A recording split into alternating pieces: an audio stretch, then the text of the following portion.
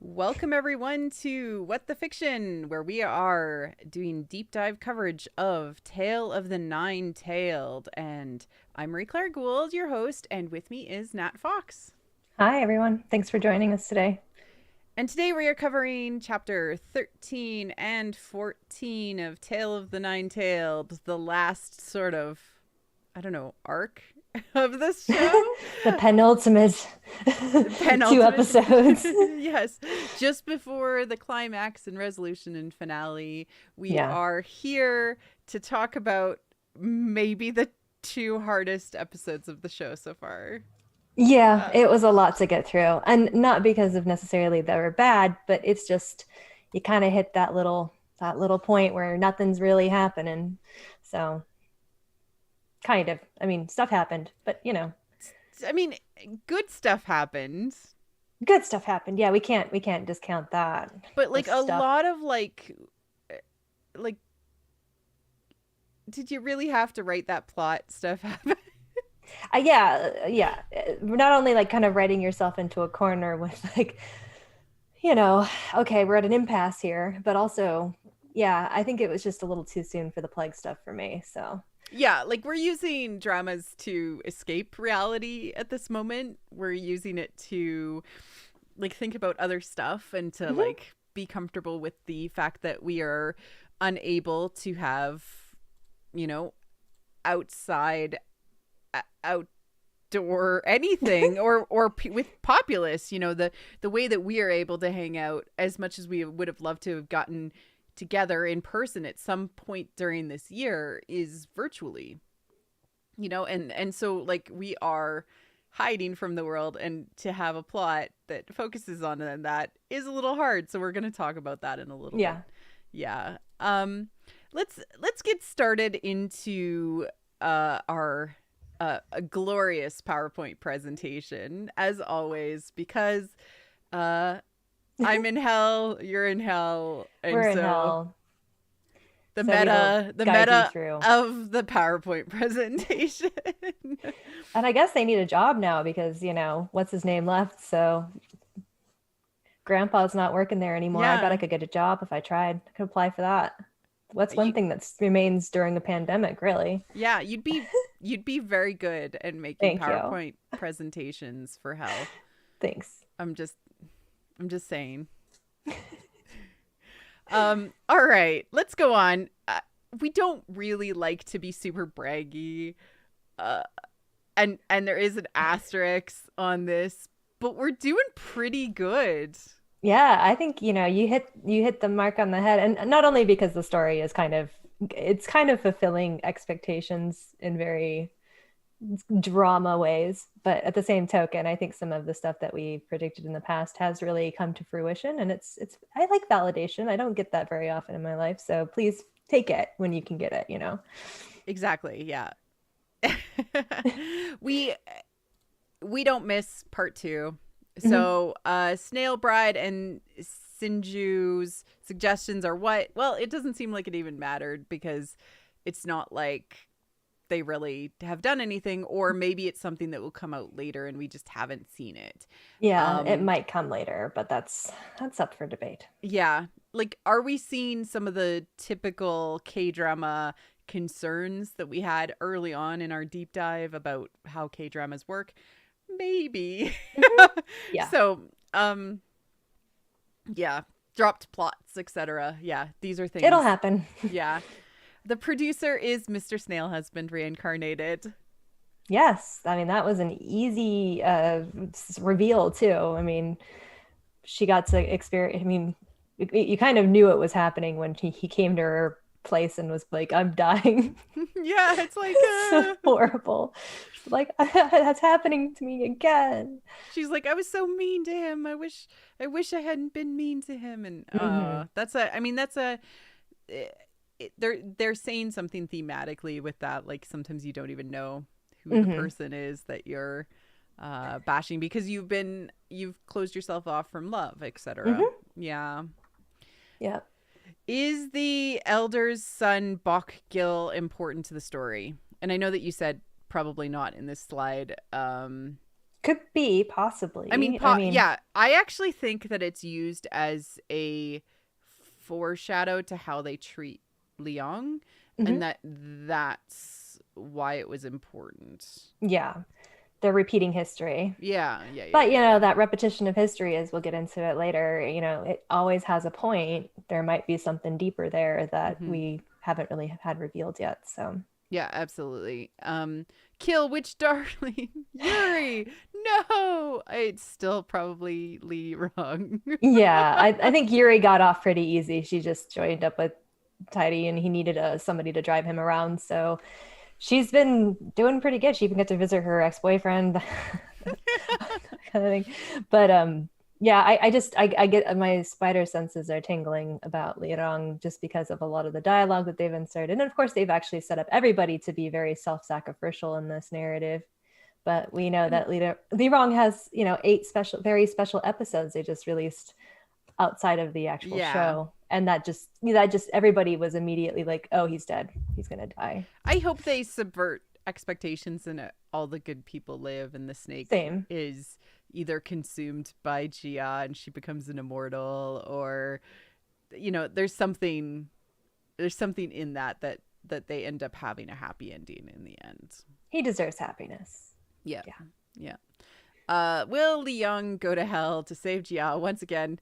Well, yeah, probably. Yeah, the episode 15 preview has him saying this is the underworld. So I obviously think that that's going to happen. But, in what capacity is he there? Because he has to go to save her from hell because she's the one that dies. I don't know. We don't know yet. We're just going to let the show conclude and not take too much bets. Yep.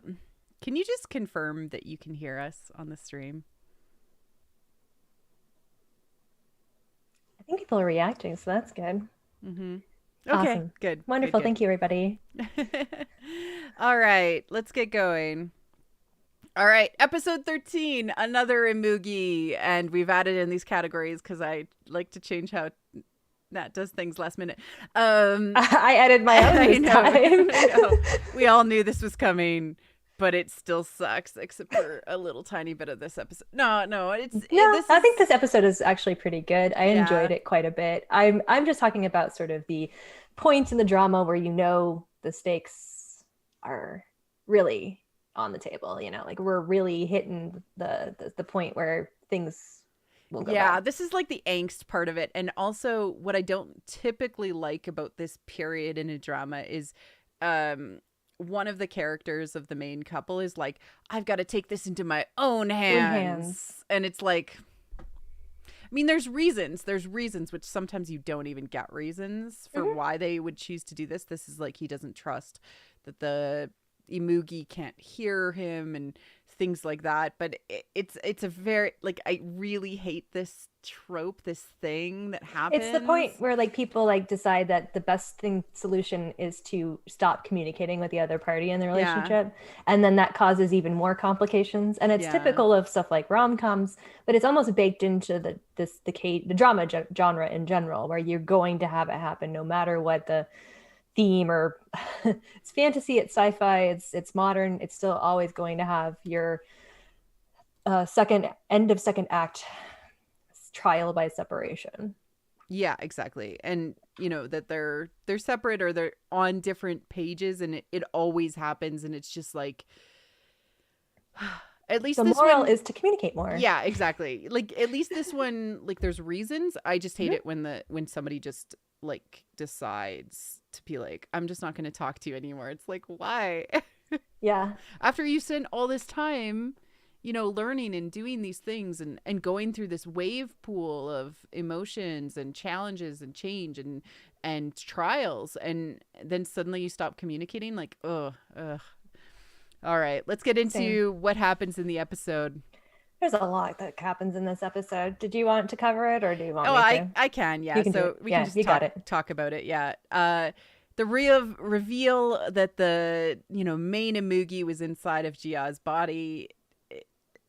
I mean, we called it. I just, it was a good reveal, like, from the previous episode, but then kind of that confrontation and that conflict felt very satisfying between her and Liang. yeah, the stabbing scene is where he Yeah. lets her stab him was Hmm. really beautiful, I thought. Yeah. Not that I mean, I just really enjoy good stabbing between lovers, but Can you really say you love somebody if you haven't snapped? no, not in my book. I don't Not in ship a drama. anything. I don't ship anything unless that's the lowest bar for me. So, yeah. um, Yeah, exactly. And it does cause things to escalate, right? Because of, what is presented. It's like, oh, now I understand what Granny was saying all this time, that this is not going to end up well, and all of mhm. the dominoes kind of um end up clicking into place. And uh you know Granny is like, I'm going to break the rules, and she goes back and forth, like trying to change her death date in the computer system, the ancient, like If that's all she does all day, then I don't really feel bad for her and her constant work because she's just typing in dates in people's files. I mean, yeah, I could but do that. I could do that. So she's considering breaking the rules, etc. But Jia wants Liang to take her away, or they want to go away to have a little bit of peace of mind, a little bit of normalcy in what they're working through. And this is also a very heavy drama trope, like trying to Oh, escape, every time trying to go on vacation, go on etc. vacation. Yeah. And so they go to the beach, and they stay in, it looks like a condo on the beach. And I think it might have been shot in two different locations, because Hmm. the kitchen area looked different, because the kitchen area is like, there's a room that's open behind them, and Hmm. it looks like the bed is a different bed than the other one. So it was that, to me, like, that just, like, those sorts of things I just noticed, and it took me out of it a little. It's a little bit of a strange Airbnb situation where it's in a portal into a different Yeah, apartment. exactly. um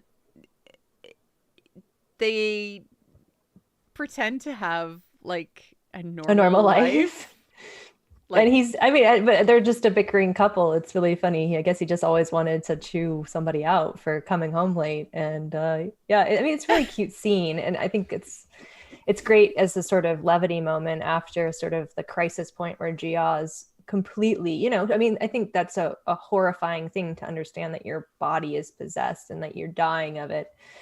You have no way to stop it. mhm. So this is good. They had a moment of normalcy for them to, yeah. It reminds me of, like, weirdly, the Mikado, which is a Gilbert and Sullivan show, where Hmm. um the guy is sentenced to death, and so they decide to speed up their married life by Yeah. pretending that each minute is an hour, each Hmm. hour is a day, each day is a year. And Yeah. so, like, they just, like, pretend like time, like they have the time, Like even they though had the they don't, time. even Yeah. though they don't. And I think that's really sweet. It's just, denying the truth is never a good way to go about It's living. impossible. Yeah. Yeah. It's like trying to relax when you know your house is burning down. It's not going to happen.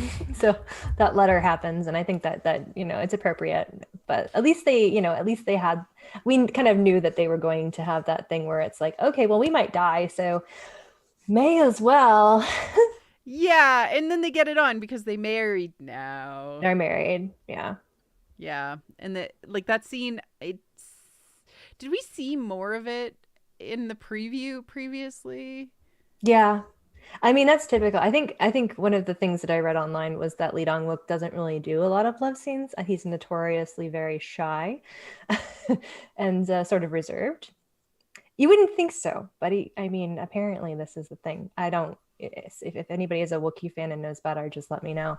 But yeah, he's just not one to do this. So I think that they kind of cut it down a little bit and made it a little more chaste because some of the stuff that we've seen in recent years with K dramas is not chaste at all. So No. think of like what's wrong with Secretary Kim, where like Yeah. the entire show they are doing it. So yeah. Well, we got a little bit though, and the shirt went back right on afterwards. So Yeah, and his jeans. Like he slept in his jeans. I thought those were sweatpants, but yeah, if they're Or jeans. whatever jeans are like he slept in it. Yeah, I don't know. And Yeah. it was fine. Allow your imagination to wander. Yeah. Yeah. Hmm. There's an immigration office ultimatum. Hey, don't do this. This is what led you down the dark path that caused us like so much pain and suffering previously. Hmm. Don't do this. Um, grandpa to granny.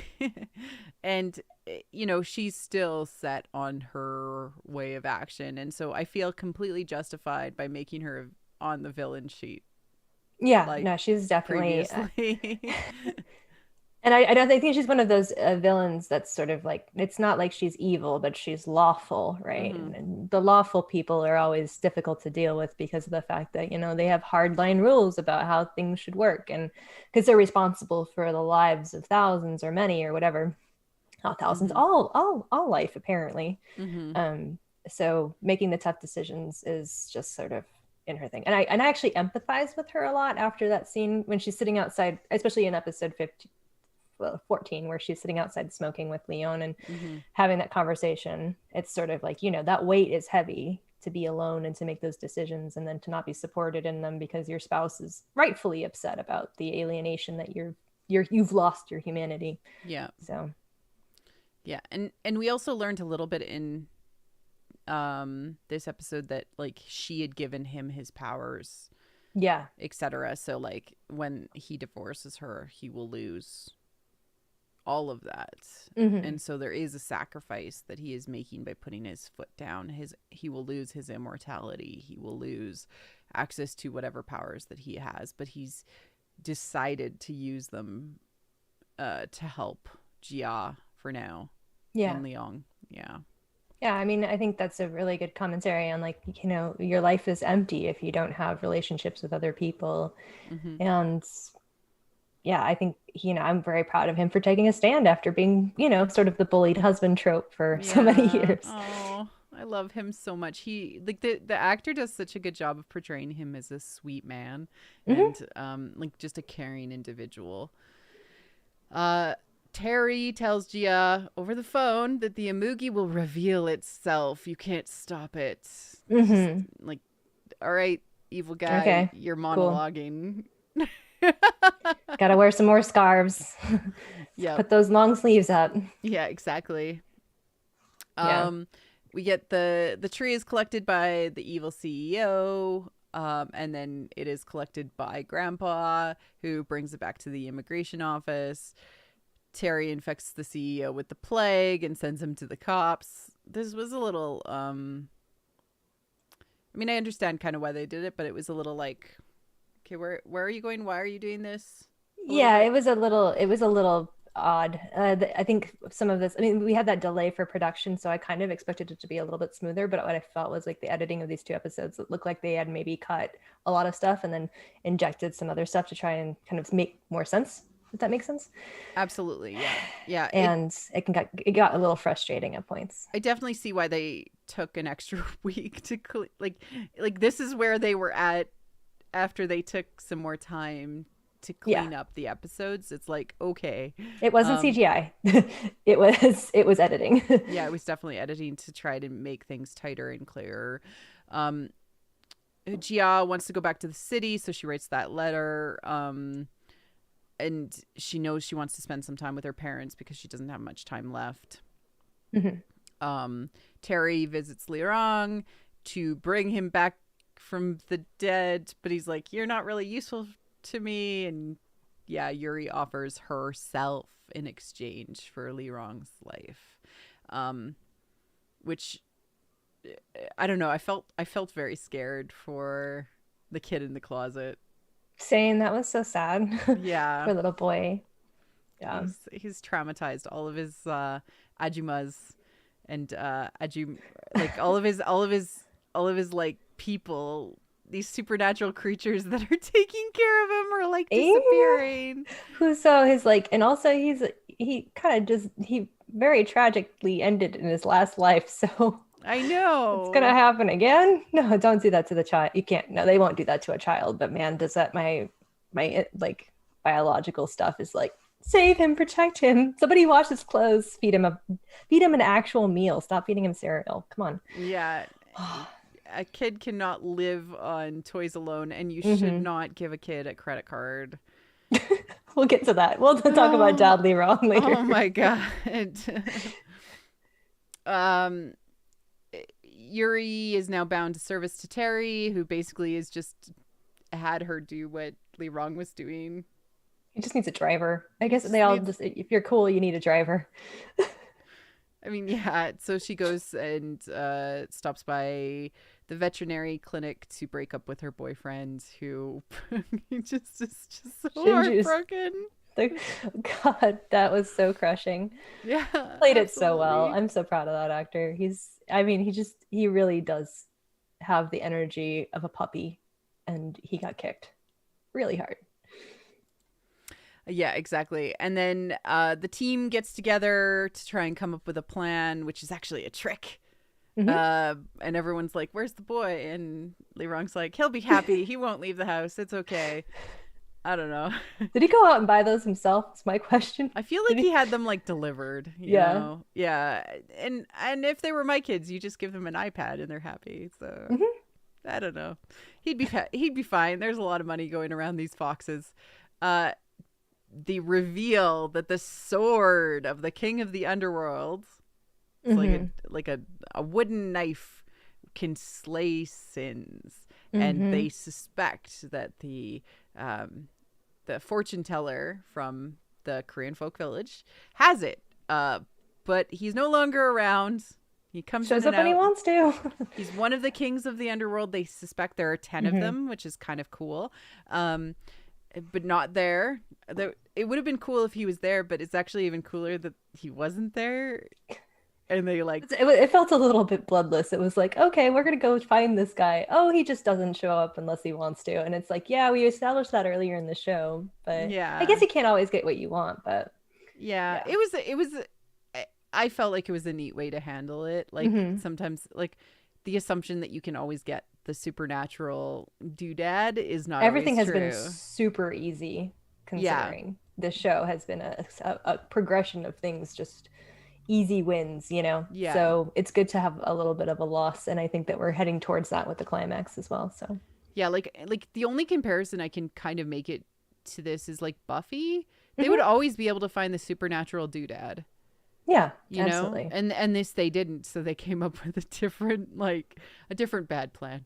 Hmm. Um, Leong is trapping and tricking the Amugi. I did want to say that it's really important that the scale came kind of from the neck Hmm. slash kind of back area, because Imugis, who are like mini dragons have 9 by 9 scales on their back that contain their entire yang essence. Hmm. And so this is like the dragon is taking a piece of its soul, or the Imugi is, Hmm. to impart it in another person by taking the scale off. And I thought that was really cool. I also love that when the Imugi is coming out, even though the young can't see it, it smells like fish and he can Hmm. smell it. I love that. So gross. Yeah. So gross. So Like, gross. yeah. Yeah. Uh On to the like super intense scene that started out the episode. If you love somebody, you stab them. Yeah, I think that's just a rule for anything that's sort of enemies to lovers. This scene, as much as I appreciated it, it was really good. I think we had to get over sort of our disappointment that the Imugi. I think there is some benefit to the idea that the female Imugi is separate and very much a part of Gia versus just Mm-hmm. a pure possession element, especially when you find out that we're having this sort of Imugi fight between the two. Mm-hmm. Um, but yeah, I was I just like the visuals and you know, the way that he looks at her after she stabs him. You know, I've got Yeah. a couple OTPs that have that happen that are like Yeah, it's good. It's the good. power of love.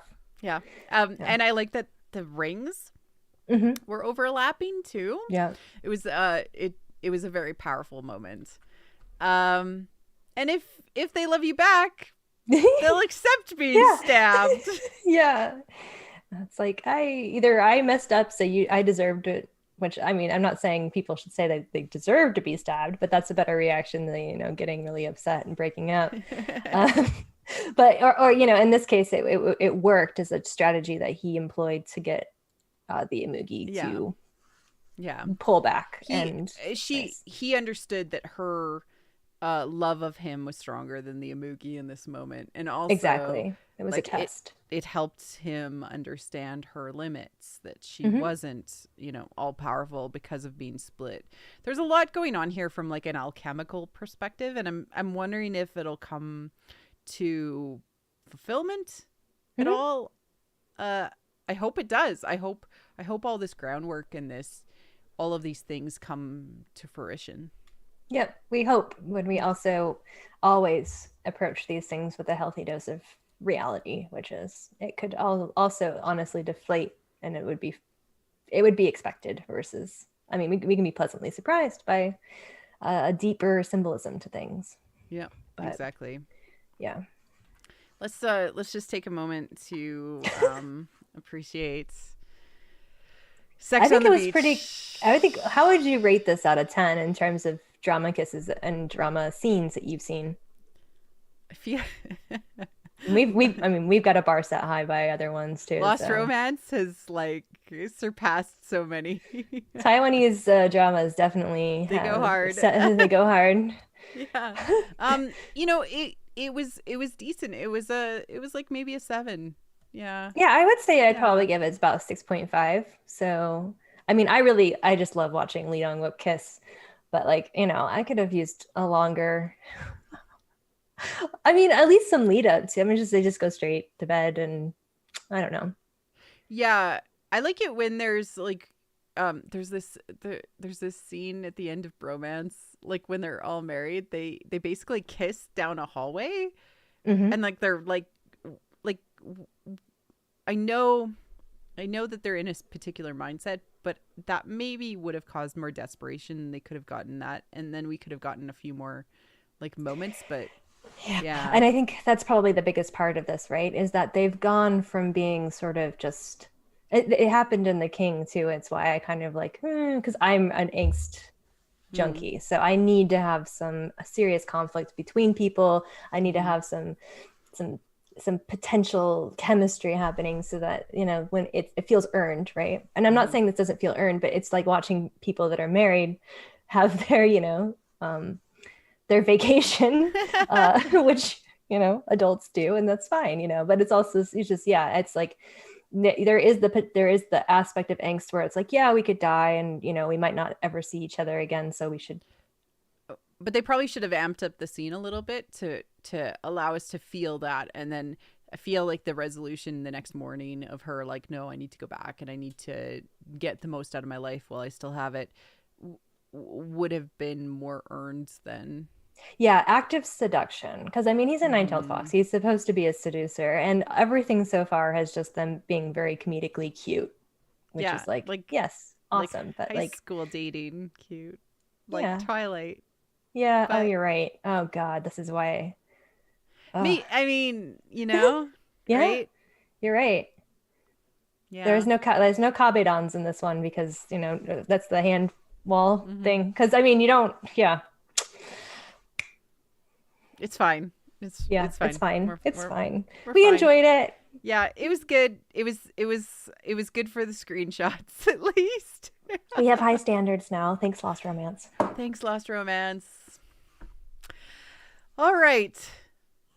I don't know what this slide is.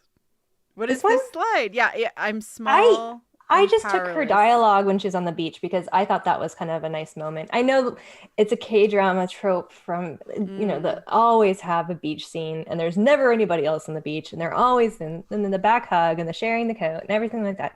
So, but like I mm-hmm. just thought this was kind of a nice like little poetic moment from the writer. Um, Yeah.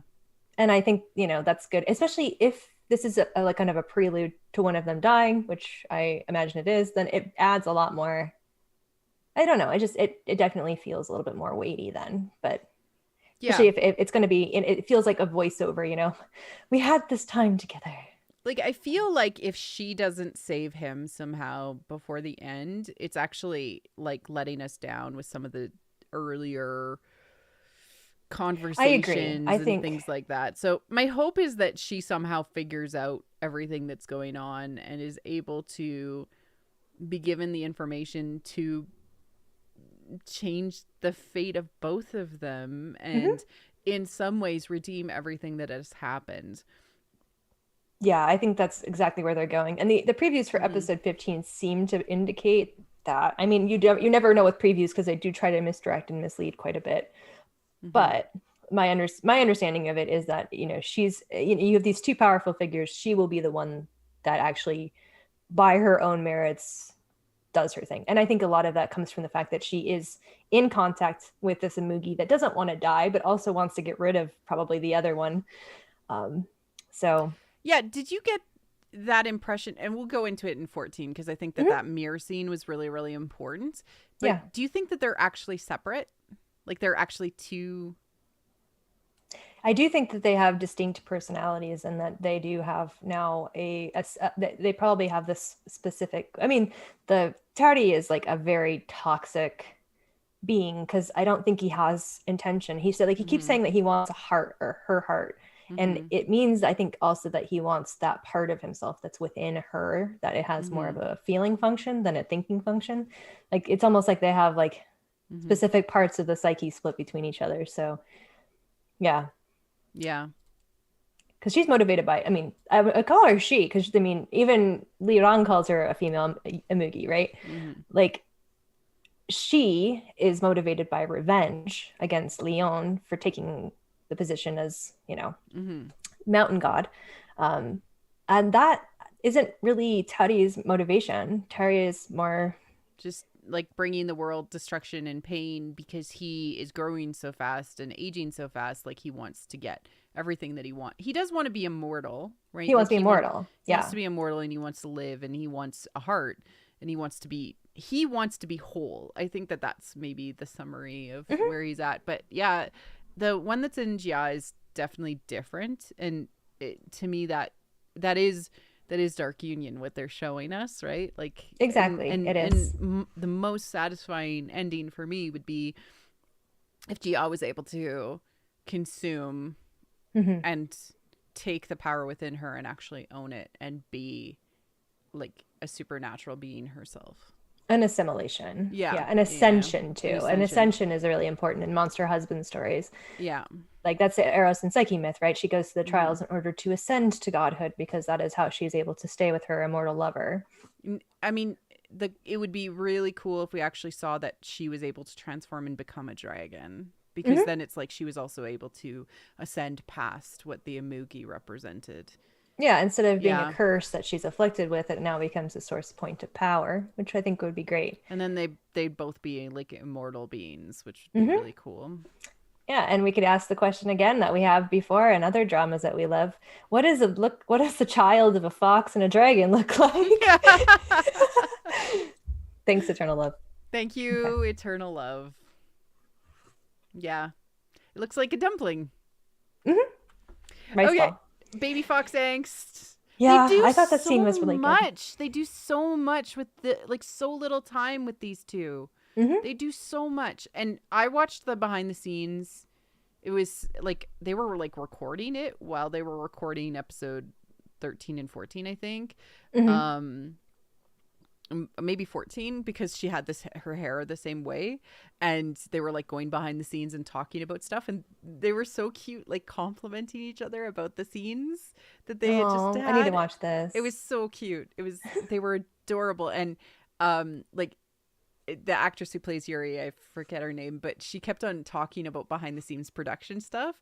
Hmm. And the actor who played Shinju was like, no, in character, like reminding her that they were supposed to be talking about these things in In character. character. And it was adorable. I loved it. That's adorable. Yeah. Uh, I think the best insult was like, she doesn't like how I dress, and Leong's like, I mean, she's got a boy. Yeah, it was so funny. You're That's not why a I put good Leon. comforter. Leon's the worst wingman ever because yeah, I mean he's already interrupted them multiple times, and then also just coming in and he's the worst person to ask for consolation. He just doesn't do it. None understand. It's great. The chat is saying that they think that a fox and a dragon would create a fluffy dragon. Yeah, I mean, East Asian dragons often have a kind of fur element already. So, I mean, Yeah. it's just multiplied and it's coming out between the scales, and then they have more foxy faces. Really cute. Yeah. Yeah. All right. Assemble the team. I don't know. The scene just gave me a lot of joy. Yeah, it was funny. I feel like every time I'm in a work meeting, I end up being the person that's like lead on. It's like I'm just like focusing on something else and, kind of being salty and oh God. Which mobile game is he playing, chat? What is he playing? Yeah, he seems super invested in it. He just hates Yeah. everybody. We also called like there would be some like interesting back and forth. Like we talked about it. There would be some interesting back and forth between Li Rong and Jia, and we Yeah. got so much of that in these two episodes. Hmm. That was just super enjoyable. Yeah. I mean, they just absolutely hate each other. And in a good way. It is very much like having a brother-in-law that, like I know what kind of stuff you've been starting in the family, so don't think you can pull it past me, like it's not happening. um, Gamer Li Rong has left the chat. Yeah, sorry. I just all these stills, and you can tell my bias because of every time I make a PowerPoint. And it's also the internet's bias too. So like I Yeah, go on they Twitter love to find him. stuff because I don't have enough time or energy, especially not on Thanksgiving week, to go and look for screenshots. So thank you everybody on Twitter for sharing that. But his Yeah. dumb face when he's I'm warning you, I'm warning you. I'm warning you. Yeah, I'm but warning he you. I'm was like, warning you. he's such a jerk. Yeah, and like Kim Bom is just selling the He's eating hell out of this role. eating it up. Yeah, I can't wait until he's like. I hope he gets a main role He better be next. a romantic lead next. Yeah, Otherwise, I will be stabbing somebody. No, just kidding. he But deserves it. Yeah, and like, oh, he does this thing with his eyes when mhm. he gets all soft. Like, I just want to see him like look He's at an somebody. excellent face actor. I don't think anybody in is of his caliber on this show as much as he is because his expressions just every single one. It's like micro expression heaven, which Yeah, if for us that watch it, I sometimes have to just rewind it because I'm like focusing on the subs and I'll come back and I'll be like, "Oh my God, did you see what he did with this little like eye twitch or yeah, whatever?" yeah. Like, and it's something I learned to love, like from Adam Driver, and just really like love to appreciate. And you can Mhm. see a lot of that through this. And of course, there's a lot of parallels between him and Ben Solo, so it's just super enjoyable in Our general. our self insert here. Yes, he's lovely. Um, yes, and now we have Daddy Lirong has entered the chat because he is a terrible dad, but he's trying. I mean it is definitely like giving a teenager a babysitting job, a teenage boy, I should say, Yeah. who does not care and has infinite resources and also a trickster personality. So I also included the stills from episode 14, obviously, where he Yes. wakes up in his $500 sweater.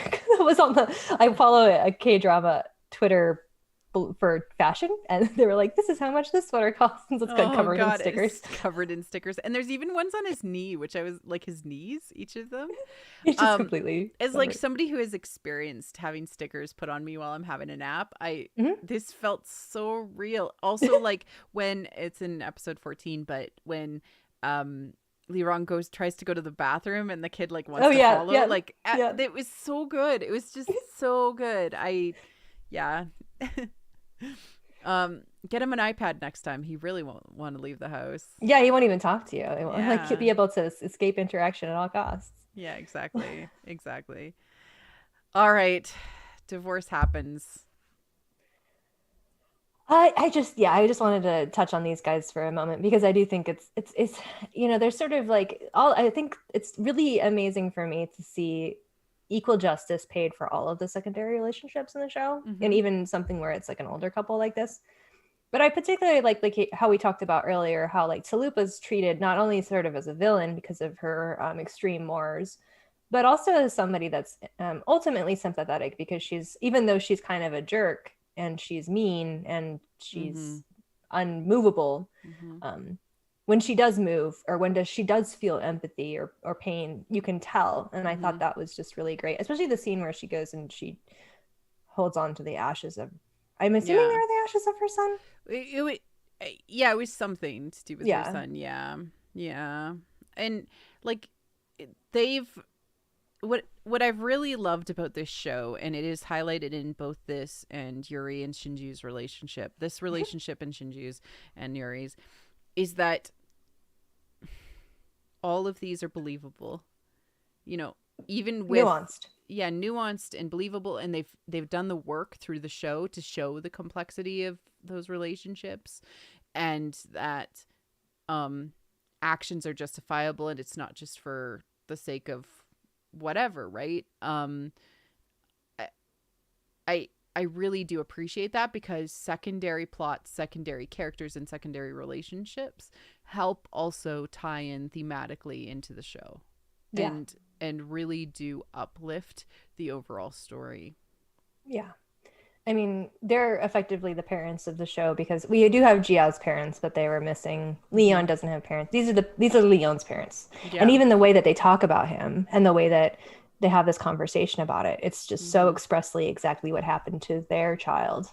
Yeah, And exactly. yeah. And I think he's trying to crack that surface, because she's had to kind of maintain this idea that, what she did was right, to the point that she almost blames their son for what he did. Well, particularly probably for committing suicide and leaving Mm-hmm. them without the option to see him again. Yeah. But also that guilt, it's a way of like getting that guilt away from you. And it's a K-drama thing. It's just, I just love when they, like you said, frame the primary relationship within the context of all these other people that are Mm-hmm. experiencing similar trials. And in this case, because it's a supernatural immortal drama, you're having these supernatural immortal relationship problems. Yeah, and they just they help frame, like, hopefully the success of the main couple, and hopefully everybody is healed by what happens in the end. That's what you Yeah. hope, right? I Everybody's think able that to they need have. to retire and reconstruct their relationship. Yeah. Maybe they need to, I mean, they obviously didn't get a vacation, and they're struggling. She Yeah. lives for her job, and he has to support her through it, and she doesn't appreciate him. And then, he gives her Yeah. an ultimatum, and she, And he keeps on asking her to, like step away for a moment, have a break, mm-hmm. eat some food, go do something with me, and she's not listening to that. And like, this is part of what, the binary of a relationship is.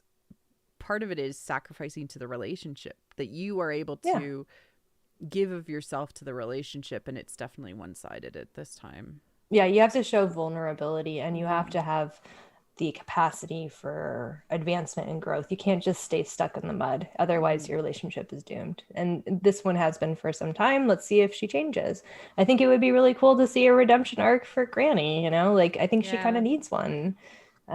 She's been working really hard at her job for a long time without anybody appreciating her. I mean, you know, Leon just makes fun of her, which is, Mm-hmm. I totally understand why, but like, she's an all-powerful being too, so that kind of doesn't help. But yeah, Exactly. take a break. On Go on a to page. sacred swords, or nine $9. dollar wooden knives. Yeah, I mean, I tried looking this up, and I think really what you have to do with like Korean mythology especially is look up the Hangul, and I just didn't have the capacity to do that this weekend. So Mm-hmm. what I have found is some really good context for shamanic ritual knives, which I do recommend looking up. That kind of like how like it's a named knife, right? There's Mm-hmm. often very used within shamanic ritual are named knives, and they have very specific shapes, different uses, and a lot of different positions too. So not going to go into that obviously, but I just included this slide because I just wanted to kind of go like, oh yeah, cool. Where can Yeah. you buy one of those? At a street market, apparently. That's when we go to Korea. We're making a list Mm-hmm. on the stuff we'll do when pandemic is over, and we can go to Korea, South Oh Korea, yeah, and we're visit. going Yeah, for sure. exactly. um, Eating the dragon scale, and this is something that I referred to earlier. Male dragons have 81 scales on their back, which contain their essence. And then females have 36, 9 by 4. Mm-hmm.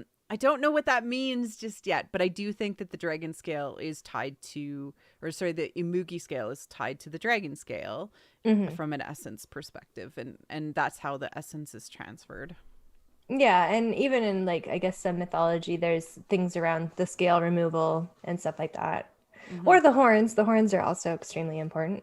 But Pieces of immortal beings, like the tail of the mm-hmm. nine-tailed fox. If you cut off the tail, it's a boon, etc. It means Mm-hmm. something. In we've seen it in other kind of genre and mythological storytelling from the area, like China, etc. That like there is an essence to yourself, and so Mm-hmm. taking a piece of yourself off allows you to transfer that power and that essence. So that's Yeah, what they're doing with this. yeah, because I mean, spiritually, holistically, the body is so important to that. So, Mm-hmm. yeah. Yeah, exactly. All right, the dead end. I hope you like the picture that I put on this. I think that's a perfect, I mean, that kind of looks like I mean, that is a dead end. And I Yeah. feel like the writer kind of knew it. It was almost like we got to this point, and this is, of course, in episode Yeah. 13, primarily at the end of it, but still in the beginning of episode 14, we kind of like have that kind of moment. But it's Mm-hmm. just, we know, I think it's almost like the writer is winking and nodding at us saying, okay, I understand that we've written ourselves into a corner here. There is no way out. There must be a solution to it. But Mm-hmm. one thing is certain, somebody is going to die. There is no way to overcome this in an easy and clean manner. We've given you a couple of situations where we've set the stakes really high, but then it's been a smooth transition because we've anticipated that, or Leon has anticipated the trick, right? Mm-hmm. Every time. Like, that's his job, really. And he's been doing it really well for thousands of years. Mm-hmm. But in order for there to be conflict, stakes, narrative, like actual consequences, Mm-hmm.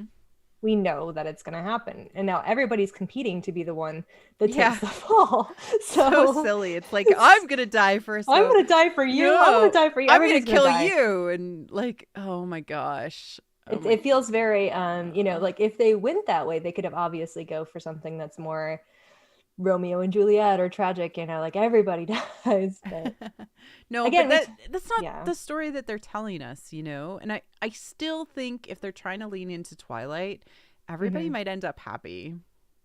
I think that everybody will end up happy because I think that I think it's almost like K-dramas have such a beholden audience, or beholden to their audience, I should say, Mm-hmm. that it's become such a thing. I mean, I just think if I mention A Korean Odyssey, part of the chat is going to They were talking freak about out. it earlier. Yeah. They were talking about it earlier, how painful it is. So Yeah, everybody was very upset by that, and Yeah. the open ending of that, which again ends. Spoilers, you can just mute right now. Korean Odyssey ends with the main female lead dead in hell, and the Monkey King going to go and get her out. But like no conclusion. By the way, No conclusion. your cup is adorable. Mm-hmm. Thank you. I found this in the dollar store, and it's my Fox mug. So this is what I've been putting soju into. I'm drinking beer. You're drinking soju. I'm is sipping. Good. Yeah, it's really good. It's good. This is good. Um, All right, let's get into Dead End. Grandpa rushes to save Gia. Leong begs Granny for 3 more days, and she's like, "What's the difference between now and 3 days from now? You're not gonna." Yeah, what are you gonna be succeed." able to do, dude? You haven't been able. If you can't do it now, you're not gonna be able to do it forever. Exactly. Gia and Leong like struggle with the fate that they are under and the inevitability that they feel. And are kind of pushing against that in the episode. Leong is in dad mode, which we've already covered a bit of. Mom and dad are like, where were we? I don't know. Yeah. That tree is it's a lot bigger. It must, 20 years. Did we wake up from a coma? I don't know. What are we doing? It's really funny. Yeah. But yeah, then the plague really the starts plague. hitting. And like I've had so much egg drama in like the Star Wars fandom that like I just couldn't handle more egg Let's drama. not. No more egg drama. Yeah. Yuri distracts Shinju while Terry threatens Jia's parents, and I didn't finish that thought. Sorry. He tells them to hang themselves, and then Leon they are comes rescued. in. Yes, they are rescued. Mm-hmm. And then Leon plans to eat the Amugi scale and jump into the River of the Undead. Yeah, and he offers Terry the option to team up with him to kill the leader of Samdo-chan, which is obviously Talupa. So, team up with me. We'll take down Talupa. You can be the god of the underworld and decide who comes. Your immortality now comes with a job, apparently. Yeah, apparently. But that's all just like it's a distraction. Yeah, it's him trying to trick him to get him there to throw probably them both into the underworld. The river Styx, basically. Yeah, exactly. Lirong releases the evil CEO from prison by being a trickster and changing his appearance. But apparently on cameras he still looks like the other guy. There was a mini scene where I think the mini scene was supposed to be like that. You're here and I just saw you on camera. Oh, okay. Yeah. Okay. And that again, I think it was supposed to have some sort of impact, but as somebody who's watched Lirong transform multiple times now, I was just like, oh yeah, of course he would do that. Yeah. So there was a date night where they go and get some cheese. Okay. Yeah. There's multiple times when they go out to eat, and I have to say, we'll talk about that during the plague discussion, but boy, howdy, were the mental alarms in my head going off watching that, where I could not concentrate on what was happening. I was like, there is a literal, physically transmitted plague going, and you're going out to eat right now. Can you? I'm going to die. I cannot watch this. Yeah. It reminded me of like chicken pox or something, because like we're always itching, you know, hives, like they had like the little spots or whatever, and it made me very, very disturbed. I was extremely disturbed, and we'll get into that later, but yeah, exactly. The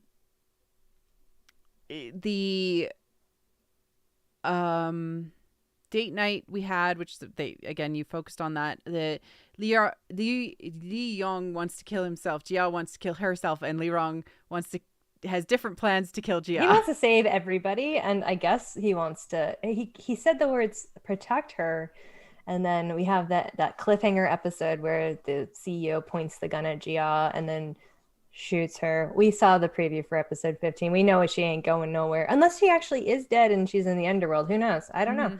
But like, who knows? Who knows? Liang makes a deal with Terry to take on Grandma. I mean, we know it's a trick. Everyone knows this is a trick. Even Terry knows it's a trick. Yeah, he's I'll just play along. It's fine. Yeah. And then Li Rong drops the CEO with a gun to kill Jia. And then we get a fade to black. What the hell? What the hell? It wasn't just a fade to black. It was a fade to a flashback scene where they eat ramen together. Oh, yeah. Don't forget that, Claire. Everybody after finishing this episode is like, what? Well, the not fade to black, the cut to black. Yeah. And then this like memory. Like she's dead. Scene, like she's dead or something. What? Like they don't typically do sort of these cliffhangers in dramas like this.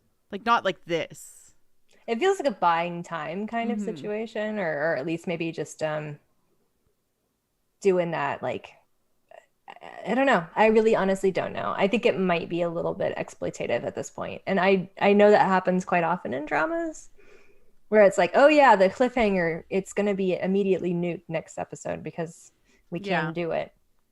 Yeah. But it was a little odd.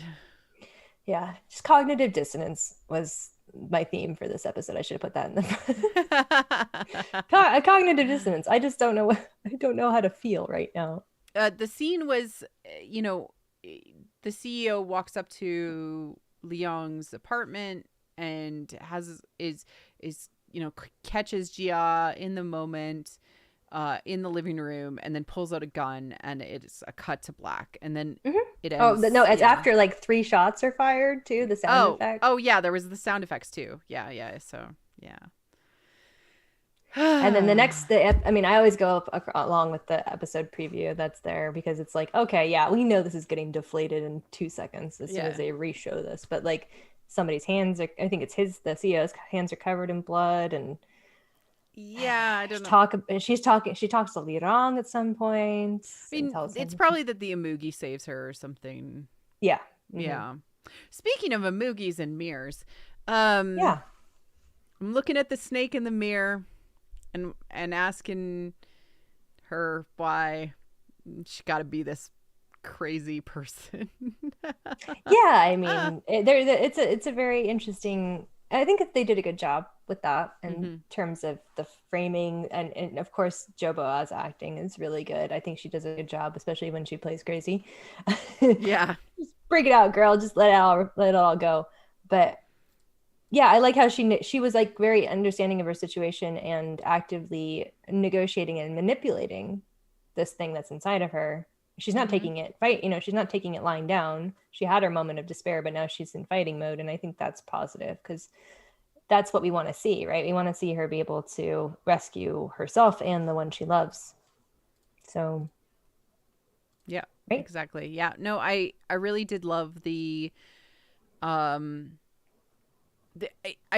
loved how they did it. I loved how they shot it. I really just love this part of the episode and that confrontation. It's very much like confronting your shadow, and I appreciated all of that symbolism. Negotiating with your shadow too. That takes a lot of work. Yeah, exactly. This is the slide that you didn't add any. I just want you to look at them, especially Leon flipping them off. They have to censor it. They censored it. Yeah, I loved Yuri's like little bow on her head. That scene was really sad too, because I love how Shinju was like, he actually rejected her at that point. He's like, if you did this to get me away from my duty protecting her parents, then yeah, we're done. Quitsies. Yeah. Bye. Goodbye. Yeah. It breaks my heart too, because like foxes fall in love forever, and he's now heartbroken, and so the only way for him to be happy is for him to like have some sort of resolution with her.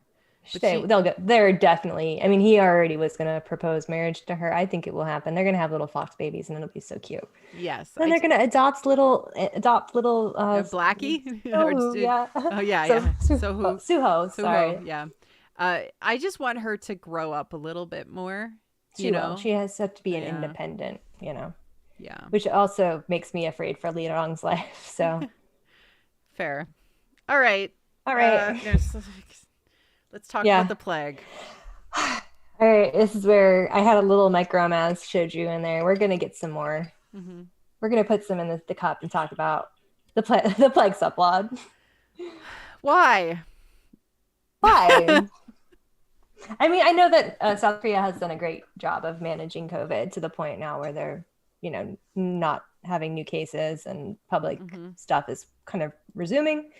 They're still very careful about it. Obviously, like bars, nightclubs, that kind of things are kind of shut down, and they're not doing anything that's extraneous to, create more opportunities for infection. But I mean, I think it's sort of, like I said, cognitive dissonance, right? You have this kind of subplot of everybody falling over dead, and you have, for me, it was like especially hurting hard with the director and the writer Neem getting the plague.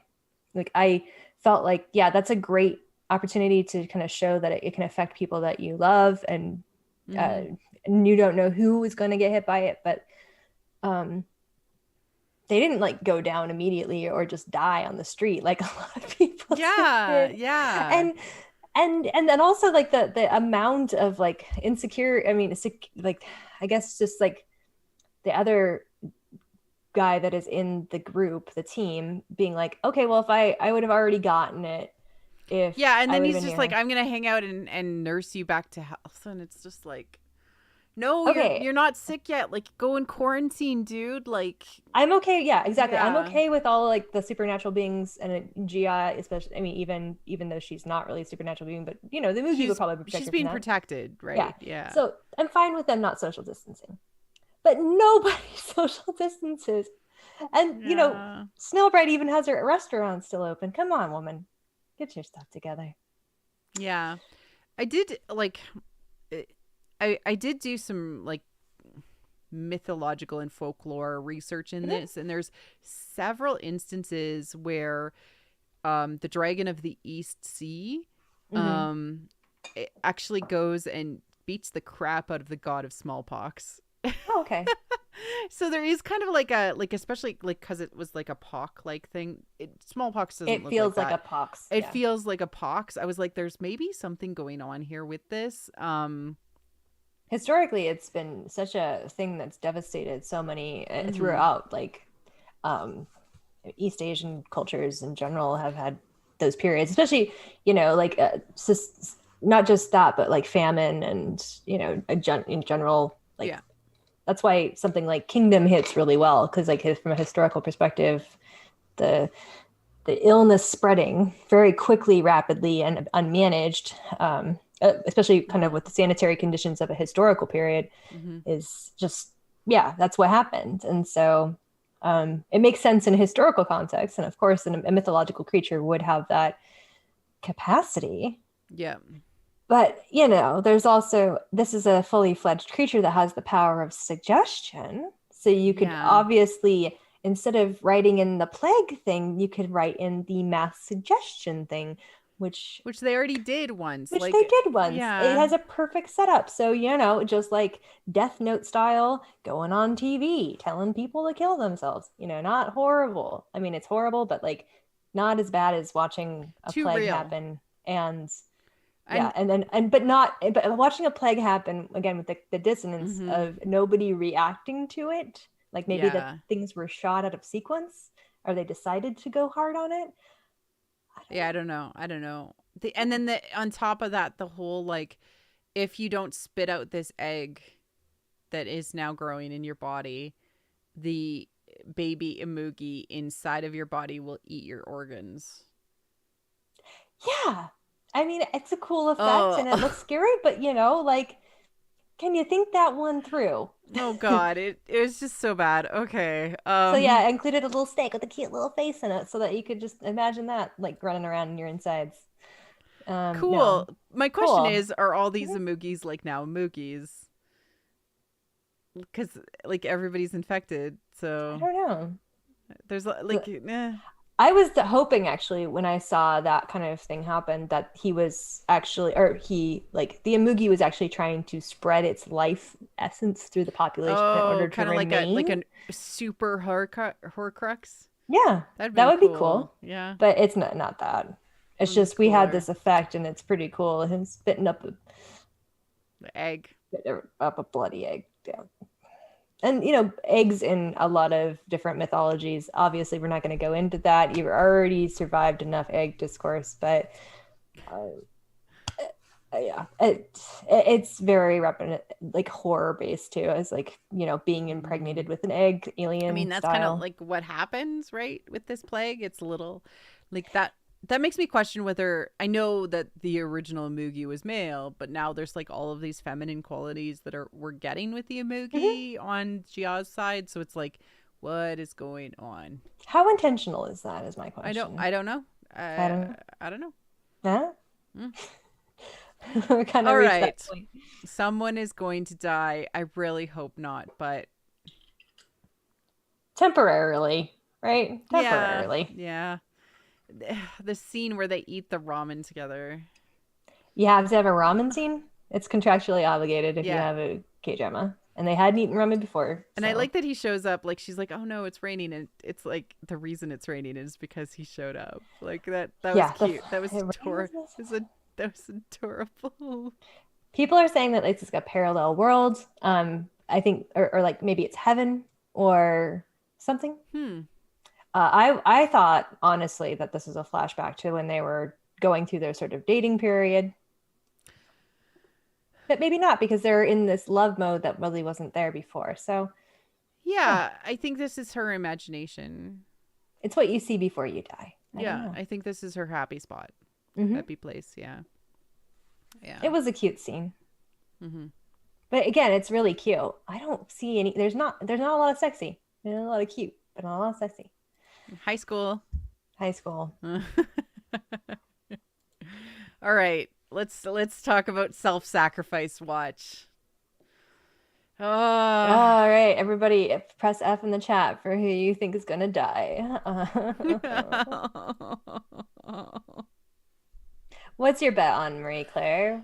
I don't want anyone to die, though. I'm such a Nobody wuss. wants anybody to die. That's not the such a point. wuss. The point. I'm such a wuss. I mean, I don't want it to be Lee Wrong because he's baby. And he's been such a good boy. What's your percentage bet on? Let's do it as percentiles, like out of 100%. Like, I mean, is it I like think you have a 70% I still think Gia's gonna die and go to hell, and then he's gonna pull her back, or she's gonna have some sort of like sacred knowledge gifted to her, and she will become like I really hope she becomes a dragon. I just really want to see that. Yeah, I want to see the dragon come out. Yeah. I think Lee Wrong is like he's like 60% dead. Like people 60%. In the chat are saying like Lee Wrong is 100% dead. Yeah, that's that. I mean, if that's the thing though too, is similar to sort of how Goblin is, right? Except for Goblin's a little bit different, but like the idea being he can be reborn into a mortal, regular dude, human, like he's been implicating this entire show.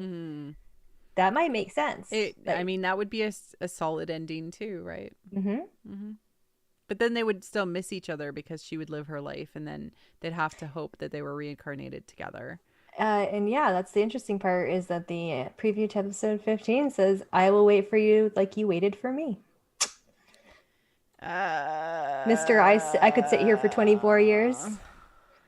Okay. Does that mean she's immortal now, and that they're switching? I mean, roles. Maybe. Yeah. Yeah. Okay. I don't think Yuri will die. I think she's safe now. I think Shinju and her will end up together. Yeah. I don't know. They're gonna have babies. I just want everyone to be happy and healthy. I do too. Yeah. Yeah. I just want everybody to be safe. I will protect. I will attack, especially when it comes to Li Dong, because I just don't want him to leave me. Fair. So who do you think it's going to be? Do you think that Leon is going to swallow the dragon skull is the question.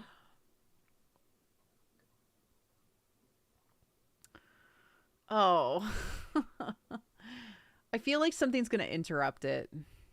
Yeah, me too. Yeah, like either Li Rong or Gia will do it.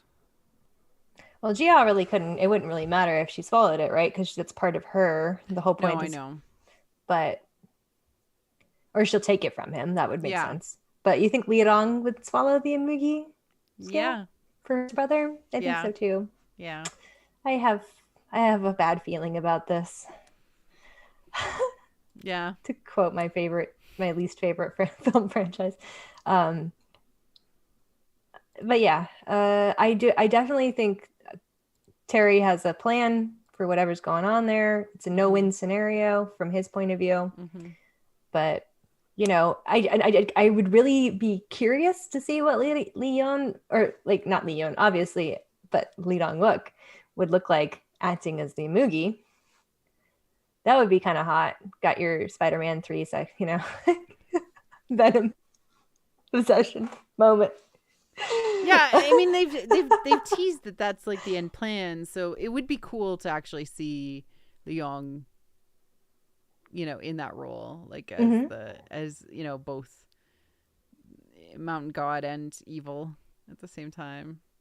Somebody in chat very smartly just mentioned if Toddy is actually Granny's son, and to your credit, like I don't think they have actually met physically in the show. So if he's wearing the face and body of the child that she lost, that'll change things. It And if would, that's his yeah. long-term plan. Which is something that we brought up like as a potential thing, but we didn't see any fruit of that in the last couple episodes. So it would be a really good late game twist based on audience expectations, and it would definitely set it up so like Granny is turning against Leon in favor of the child that she lost because she's regretted it this entire time. So I do think that is very much an option. Yeah, and I thought that he was the child that she lost because of the connection to Gia and like that, and that they came from like a time before when perhaps Gia was reincarnated, and so you know, right? So that's where I thought it was because of the connection between the two of them. Yeah, and it's still a possibility, to be honest with you. Yeah, because of the protective nature. He's like, that's my bride. Like, yeah, like. And Grandpa saved her. Yeah, and Grandpa saved her. And holy macaroni! And again, we have this slide devoted to this. I felt like I mentioned this previously on the stream. You did. But like that was my logic before, and you know, it would be cool if that was like the complexity of the relationship. It's because Leong and Terry are both like I'm interested in her. It's like, but she's mine. Like there's like a pre-ownership to it, and it would resolve a lot of the like why is he interested in her and things like that. Yeah. Yep. Yeah, absolutely. Okay, let's go on to Fox versus Zamoogie, and they meet and they shake hands. And Terry, what are you wearing? It's a very like fancy, like high fashion shirt. I liked his leather jacket ensemble, but otherwise he's definitely losing here. Show your forehead. It makes you look like an adult.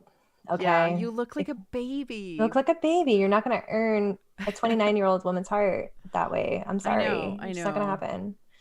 And look, like Leong is way more fashionable than you. He even has his pin game on, like his lapel pin. Oh yeah, the lapel pin. It's very. It just feels like such. We talked about this before. It feels such an aughts like early K-drama thing. You know, where everybody dressed like a scene kid, but like or like a. Or that was like kind of like reflective of the illustrations in the manhwa and the manga that it was based on. Like they very much played into that, and so those influences. You're right. This is a high school drama. Yeah. Why it's unfortunately kind of sexless, but it's fine. It's fine. We have imaginations. Yeah. Again, I very much think like. Leong is like, I'm gonna trick him. I think he also knows that he's not really gonna trick the Zamoogie, and the Zamoogie already knows that he's not. Like, I know that you know that I know. Like, that you know that this is not the plan. I mean, it's just it's like he's waiting for the phone call, and it's like, oh, you showed up, cool. It's like the waiting for the phone call thing was also another one of those moments where I'm like, do you really have to show that? Is he really sitting there? Is that like real? Okay, all right. I guess he is. Phones are mobile. You can walk around and your phone will go off and it'll make a very convenient sound when somebody calls you. Like you could have eaten some mint chocolate ice cream while you were waiting. Like anything. Yeah, I just don't like the narrative stakes around is he going to call me by dawn, and then I have to give it grace. It's a COVID drama. There's not a lot that they can do. Yes, true. Although they can still go out and eat, which is like again, there was some editing issues. Like editing. Yeah. I wish them all the luck on 15 and 16, and I hope actually the delay wasn't necessarily for these episodes, but front loading it so that they had work. The finale was solid because we can forgive a lot. You can forgive a lot as long as the show / narrative ends up solid. Yeah. Yeah. I trust. That'll be interesting. All right, let's go into our K-drama trope check. It's been a while. It has been a while since we did it, but I just as soon as that white truck of doom came out of nowhere, like not out of nowhere, I saw that coming a mile away. Apparently, Gia did not. Um, so yeah, I was like so happy because I was like, and you think that Li Rong is gonna intervene, and he just stands there and He's like, watches. oh Got popcorn out, like shit. ready to see Huh. this go down. Yep. Oh. Yep. The ramen scene, obviously. Ramen Hmm. scenes in you can explain the context of that for K-drama non-watchers, right? Or at least It's essentially like when you eat ramen together, it's like Netflix and chill. Mhm. Like Yeah, it's like it's like a kind of like yeah, you're like you invite somebody over to your house to eat ramen. That is like saying Netflix and chill. Yeah, yeah, people or like like will let's hook up. yeah, scenes in Yeah. drama will be around. No, I was really just inviting you over for ramen while the other person acts offended because they are not interested in, escalating the relationship to that level yet. Yeah, like or they'll invite them over for ramen and they don't eat the ramen. Like that Never. they'll fade to like black or whatever and not eat the Mm-hmm. ramen. Like that's Well, they're eating the ramen in public, so there's no fade to black I happening know. here. No, but it's saying that they're so essentially when you're sharing food too, like Mm-hmm. they Oh are, yeah, it's a second kiss. it's that you share everything about your body. Like that's the equivalent of it, right? Mm-hmm. And when you feed somebody else, that's an edible I love you. Like food is very, very important. If somebody steals your glass For, and drinks it, yeah. that's definitely a sign that. Yeah. Or like, like parents will put, the food on the rice bed or the noodles or whatever, or give them the Mm-hmm. kimchi or whatever. And you do that to your partner or the person that you love as well. Mm-hmm. Giving food to another person is Oh, very first, important. no. That was that came out of nowhere for me, but I guess I appreciate it. It's not necessarily a Goblin reference, but in the context of this drama, it absolutely is because nothing is done without referencing I Goblin. mean, the king had it as well, so it is actually a cultural It's a cultural thing for thing. sure. You go out with the one that you love on the first snow, Hmm. and that you're supposed to be fated to be together if you spend that time together. I think they actually did that in they talked about that in While You Were Sleeping, which I was watching recently. Hmm. Sometimes I watch so many dramas I forget which ones had the thing in them because I'm watching like five at once. It's like, okay, that had this and this. But yeah, it's kind of like once the first snow is going to happen, you make a date. And if you go on that date together, you're supposed to be able to stay together. Hmm. Exactly. It's kind of like kissing under a mistletoe Mm-hmm. in a way. Um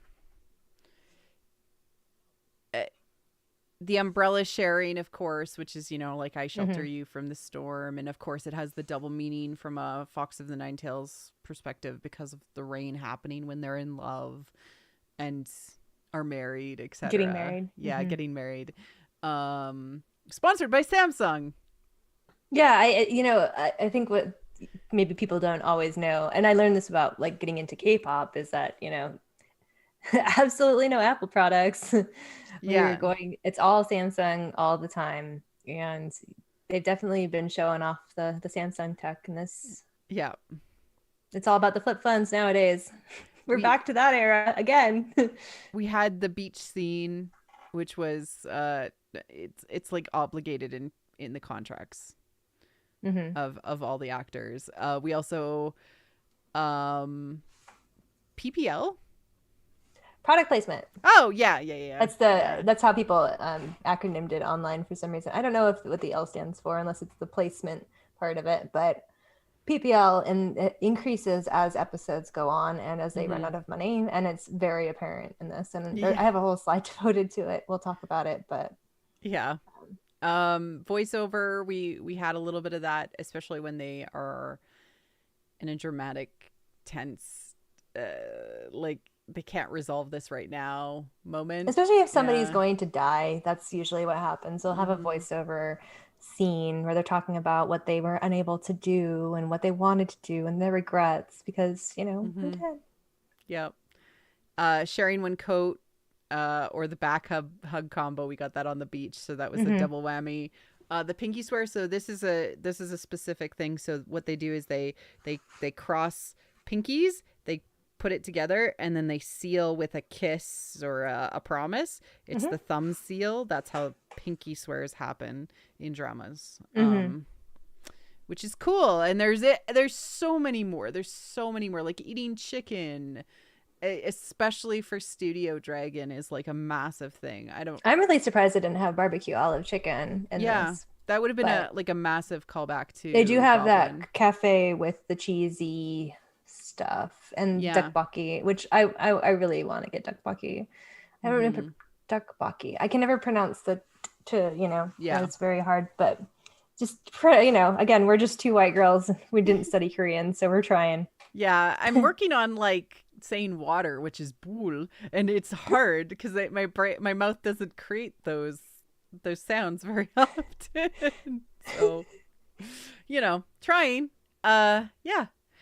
So if you guys see any other tropes, bring those out, because we'll talk about what's going to happen next week. But we'd love to have a discussion with everybody after next week's episode.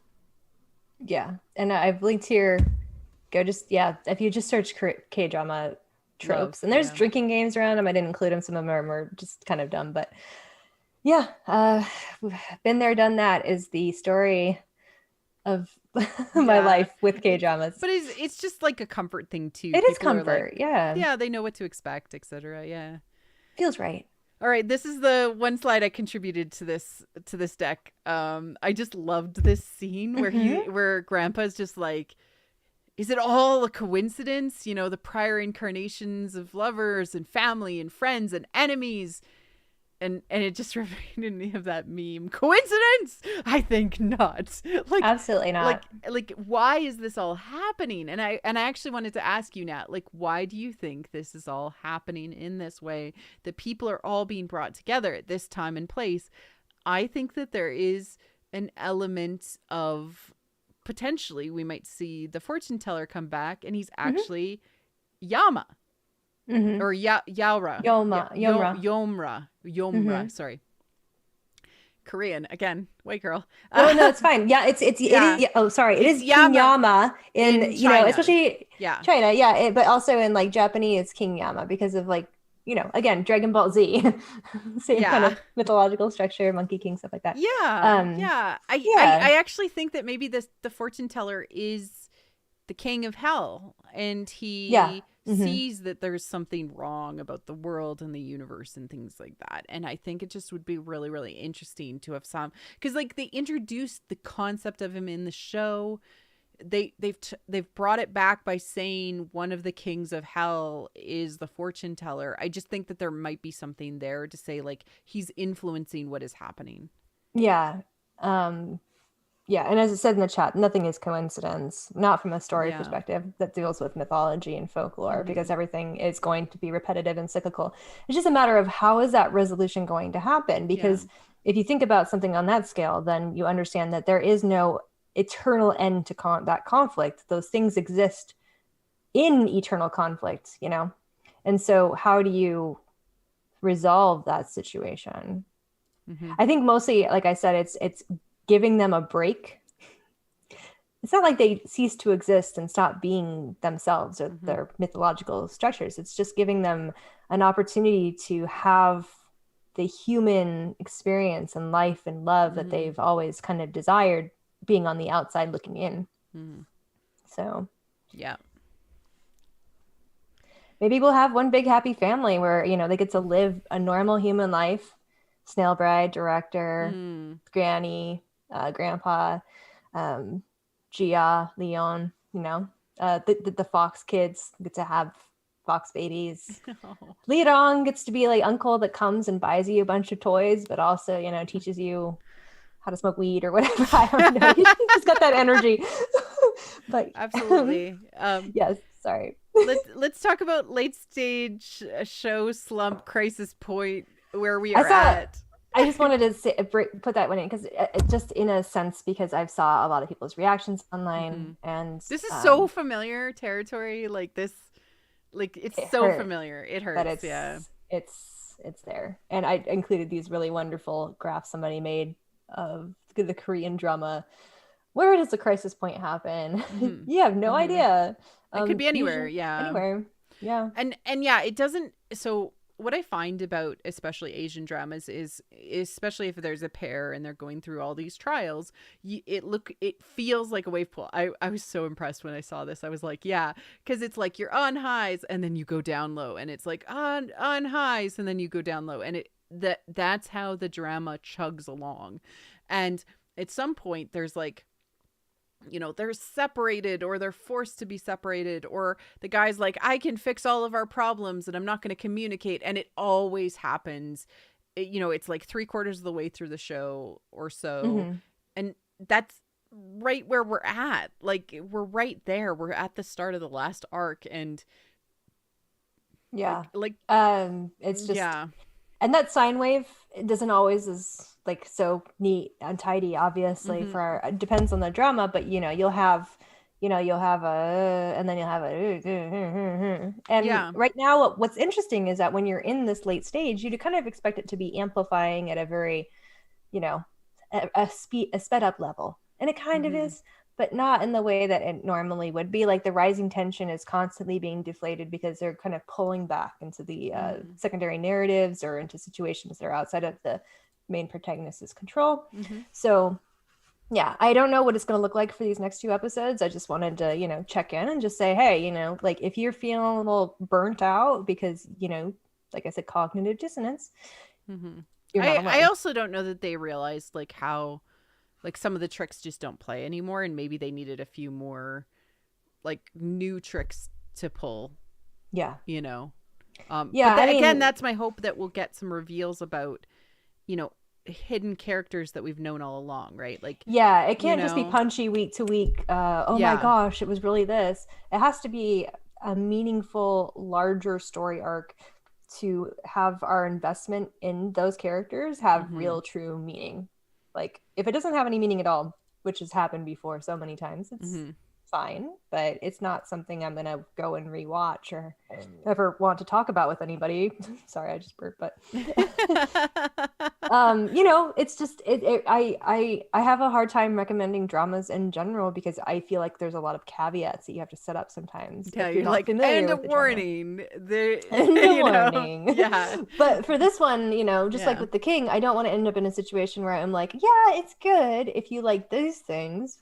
But I was allowed to microfixate on them. I don't know how you, as a casual watcher, will appreciate it. Yeah, it's, I find like dramas, and it's one of the reasons why I love the drama community that exists around the world is that, like, we're so used to curation of people's own desires that they help others curate, because they know that, if you're going to walk into a drama, you want to know what you're walking into. It's always your option to not know, but if you know you're going to at least be on board with it. And that's why I love my drama list. It's such a solid platform, and how the community itself curates dramas there is really, really important. I'm a massive fan of it. And I know like it's controversial for North American audiences to like tag things with, both trigger warnings and trope warnings, and like whether it's going to be a happy ending. It's not controversial at all to have a community curate that for dramas, because we know exactly what we want and what we need. And I think that that's like that's where I need North America to get. Yeah, I agree with you on the content warning things. We've had a lot of talk about it because of the fact that I think there's a lot of dismissal of people's concerns when it comes around things that are related to trauma.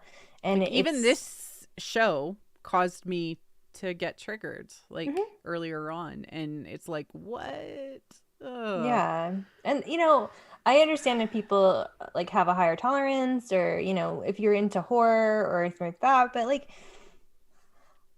I'm just watching TV, and like I just here to have a good time. And I do like, especially if you have children or younger people, but mostly for me as an adult with like specific source points of being upset about, like, of Mm-hmm. course I'm going to prioritize other people and think of always trying to have empathy. And it's not necessarily something that you can always anticipate. Like, I don't always know what I would produce content wise that would make somebody upset, but to have that feedback and to respect that and to say, okay, yeah, I understand where your concern is, and I will do better, and I will, edit or add these content warnings. Fanfic writers Yeah. everywhere know this, and it's just, yeah, thank you for the feedback. I'm changing it. Let's go. Yeah. That's And all you need to do. it's not like don't write it. It's just saying like, just let me know what I'm going to be walking into. Yeah. Yeah. Uh, I love this slide of the coffee bay, like rainbow, Oh my the God. rainbow drink, and then the little coffee bay, There's a like, little coffee bay sign on it. And if you didn't see the coffee bay sign on the window, you would, how would you know that they're a coffee bay? I guess I rainbow mean, drinks are a thing at coffee bay, and like they've been in multiple dramas. I couldn't find the name of this one. I really wanted to know what it tastes like. Is it yeah, like it the looks unicorn interesting. frappuccino from Starbucks or whatever? Kind I of mean, looks like that. Yeah. I don't go to Yeah. Starbucks because I grew up in Seattle. outside of Seattle. Yeah. And So, trust me when I say that I will never drink Starbucks again by choice. So, um, yeah, but this is where I got a little bit like I with Kim, there's people that are dying because of the fact that like they're out to eat the yeah, end during the notes. plague. You could just, I know that Like, you can't really have like a somebody grill something, traditional Korean barbecue over, the nice little grill grid mhm. thing. Can't do that at home, but still order in and Yeah, sanitize your stuff. nobody's wearing masks. Nobody's It's wearing masks, or at weird. least social distancing. Yeah. Are people Yeah. dropping dead outside? This is my question. Yeah, Or I have know. they just I'm successfully removed everybody that dropped dead? right in front of my coffee bay, Nat.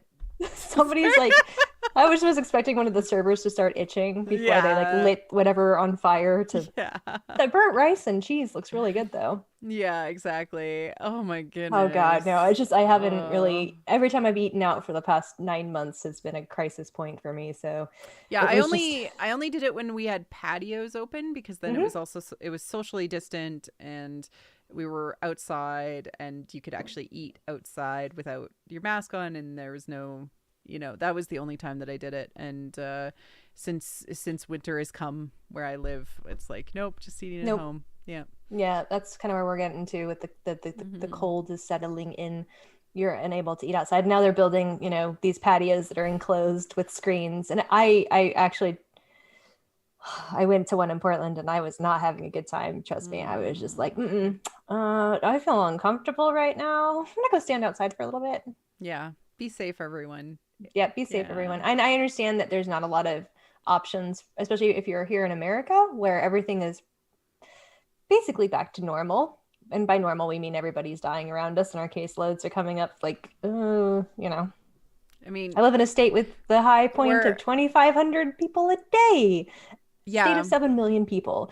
It's insane. And it will only continue to get worse as we have no like options, really. It's just, Yeah. this is the new normal as established by the lack of government Care. response and Yeah. care and vaccines, stuff like that. So, yeah, I guess enjoy your dekbaki with your friends, but wear a mask before you order Yeah, it's and just so social weird. distance. Yeah. I don't know. Um, Um, let's talk about the specials because we yeah, actually we weren't able to find them translated yet. they're partially translated. They're Actually, somebody's partial. working on it on YouTube. Somebody's There's. yeah, there's some fan subbers out there. We do want to watch them. We're going to talk about them Mhm. next week for our finale, which we'll talk about in a moment. But I'll watch them raw too. I don't care. yeah, I'll just to know what's happening a little bit, and then we can talk about them and how they kind of tied into the finale if they did it all, etc. So they should all be released by the Friday, and then we'll talk about them on the Saturday as well. So yeah. Yeah, hopefully. I mean, I will have to probably watch the last one raw, but I don't care. I'll just see what's going on, and that'll be a good lead up into or post lead up to Yeah. whatever happens in the finale on that same day. So, yeah, and hopefully we love this drama at the end. What's your current status in terms of a rating of this show? Would you put on my drama list? Oh, I'm I'm running at like a 9.5. Wow, that's pretty Yeah. good. I mean, I'm running it at a yeah, 9 like right after now. I haven't really marked these 2 episodes, so Hmm. it's probably running down to a 9 too now, but before this, like it's been really solid before these 2 episodes. Yeah, it was a fun These ride. remind me of episode 2 too much, Hmm. which was my least favorite episode so far. Yeah, exactly. Yeah. Exactly. Yeah. All right. Season finale next week. Whoop, whoop, whoop, whoop, whoop, Yes, whoop. everyone. I know we've had like a very nice small group of people that have joined us so far, and we're really appreciative for everybody that's been on stream with us. Obviously, we're mostly recording this for posterity's sake, so people, if they want to catch up afterwards, are perfectly fine to Yeah. do so. But like everybody that's been here with us, and especially on Twitter and places like that, much appreciated, and we would like to be able to party with you. So, Yeah, we're going to right. have a Zoom call after the fact. And what I'll do Mhm. is I'll put the Zoom link during the live stream. I'll post it into the description of the episode and then I can remove it later. So, Yeah, so that yeah. we don't want to get Zoom hacked. That would be horrible. Yeah, exactly. But we um trust you guys and everybody in general. So yeah, and so I'm actually going to start the episode a little bit later next week. It'll start an hour later than this one started. So instead of 1 p.m. Pacific time, it'll start at 2 p.m. Pacific time, which is 5 p.m. Eastern time. Just so you're all aware. And then as soon as we're done the stream, we're going to probably take like 15-minute break, and then people can come over to the Zoom call that we will have ready to go for mhm. everybody. And we can just all hang out and chat about the show, talk about dramas. It'll be really, really fun. Um, Yeah, I think it would be just fun to hang out with all of you who have been with us this whole time, walking and working mhm. through all this drama love. So make sure to come out to the stream so you can get the link and come out and hang out with us after it, because we've all been through this together and it's been a lot of fun to share Yeah, we'll probably need a little this. hand holding, whatever happens, because Yeah. if it's good hand holding in the sense that we're just so happy, but if it's also sort of kind of mediocre, which again I just expect as almost it's the drama watcher pessimism is huge here. Sorry. So it happens when you finish 1,500 episodes in a year and a half. Um, Yeah. so I think You. in Yeah. You're just so solid. But yeah, no, we're very much looking forward to the finale, deep diving into the whole show, because we'll have to spend a little bit of time talking about what the show is all like, and then mhm. after we wrap up our live stream, party afterwards, after party, because we want Yeah, to just thank everyone for relax. coming out. Hmm. Yeah. And everybody gets to, instead of being in the chat, you have our direct attention. And Yeah. thank you so much for everybody's feedback. And it's nice to be able to respond to it. But it's also, for me, I'm very much like a, yeah, I got to listen to it, you know? Yeah, So, exactly. Yeah. So we think that'll be a lot of fun. So make sure to come out um to our whole finale coverage next mhm. Saturday, and then we will be covering and having an after party where you can all hang out with us and chat with us, which will be a lot of fun. Mhm. All right. Just, where we're at with the slide. I love that you added another heart in there. And the little X's. Oh, poor So I little. couldn't really know what to put on there for plague infected, but that's the symbol for today. It's a no smoking sign, whatever. Well, Yeah. yeah. Um, So that's where we're at. yeah. Now found parents. Updates we have I made. refuse to put Terry on there. I just don't want to acknowledge his existence. Oh my goodness. Sorry, it's so mean. That's okay. We'll just go back to us. Um, yeah. I'm I what kind of speculation do you have for the finale?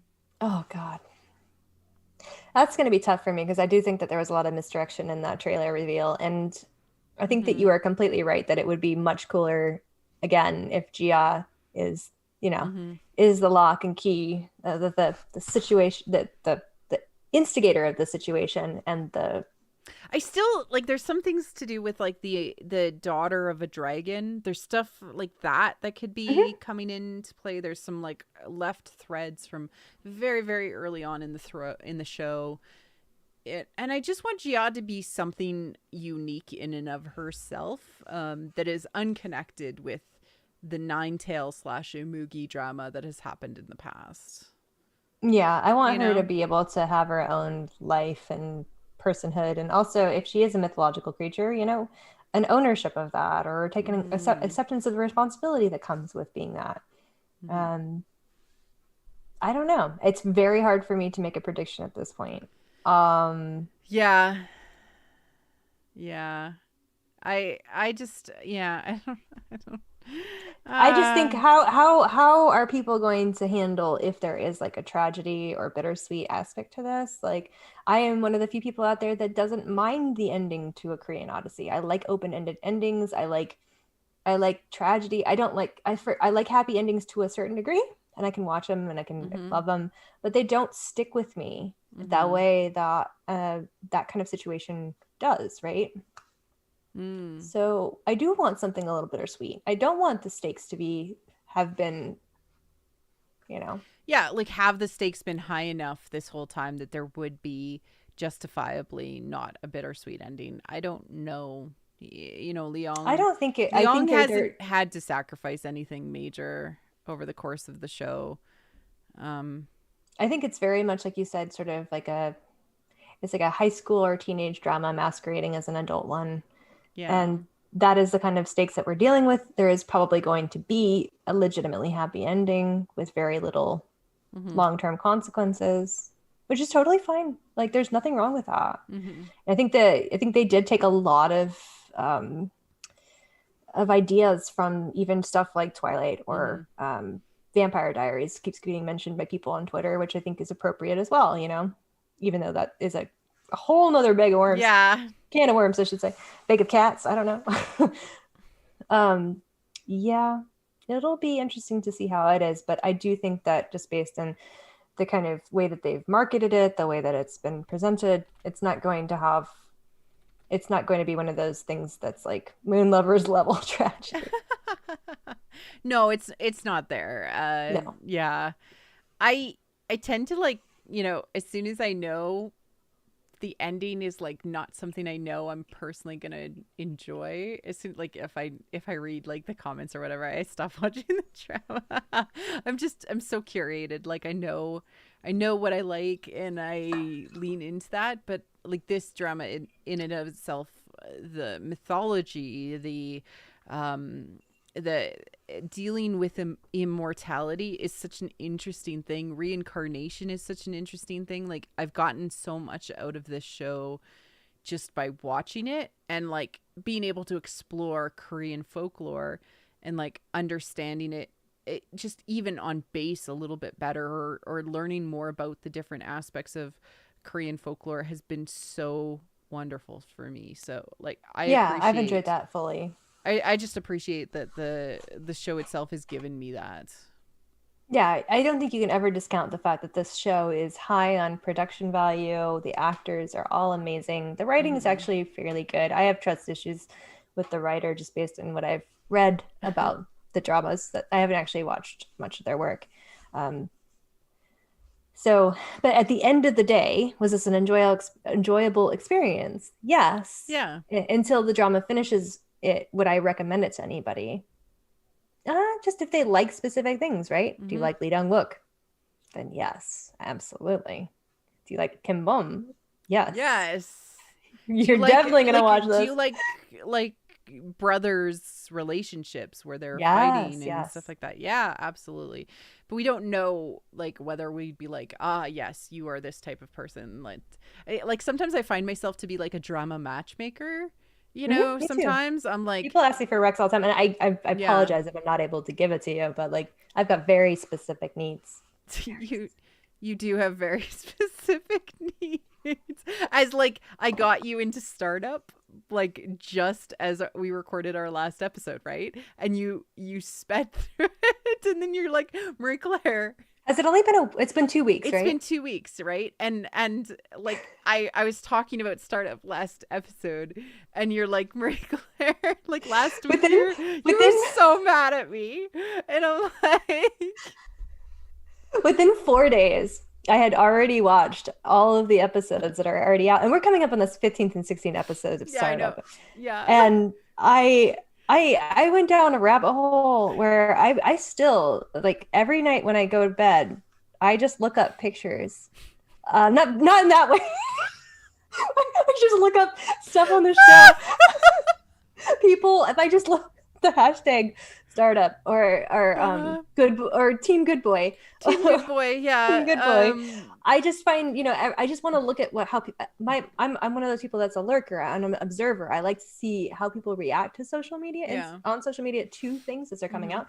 And in this particular instance with startup, it has been such a wild ride getting Yeah, into it late stage. And then also, man, I just want to say out there, if you come into my mentions or even like ever talk about, if you scold people for being like into a ship, I hope you, I really honestly hope you rethink your life. Like, yeah, just stop, like there's valid elements to both. And a lot of people that are into, like, we're into, I mean, a team, Han Jipyong, like I'm into the secondary ship. I know it has no chance of floating. It's like, sunk. and It's me, been sunk I'm forever. like, But I like I still, Dosan, but I haven't yeah, caught up on the most recent 2 episodes or 4 episodes or 3 episodes. The next one's coming out tomorrow, but I like both of them, and I'm literally like, if it's believable, whatever she chooses, I will love it.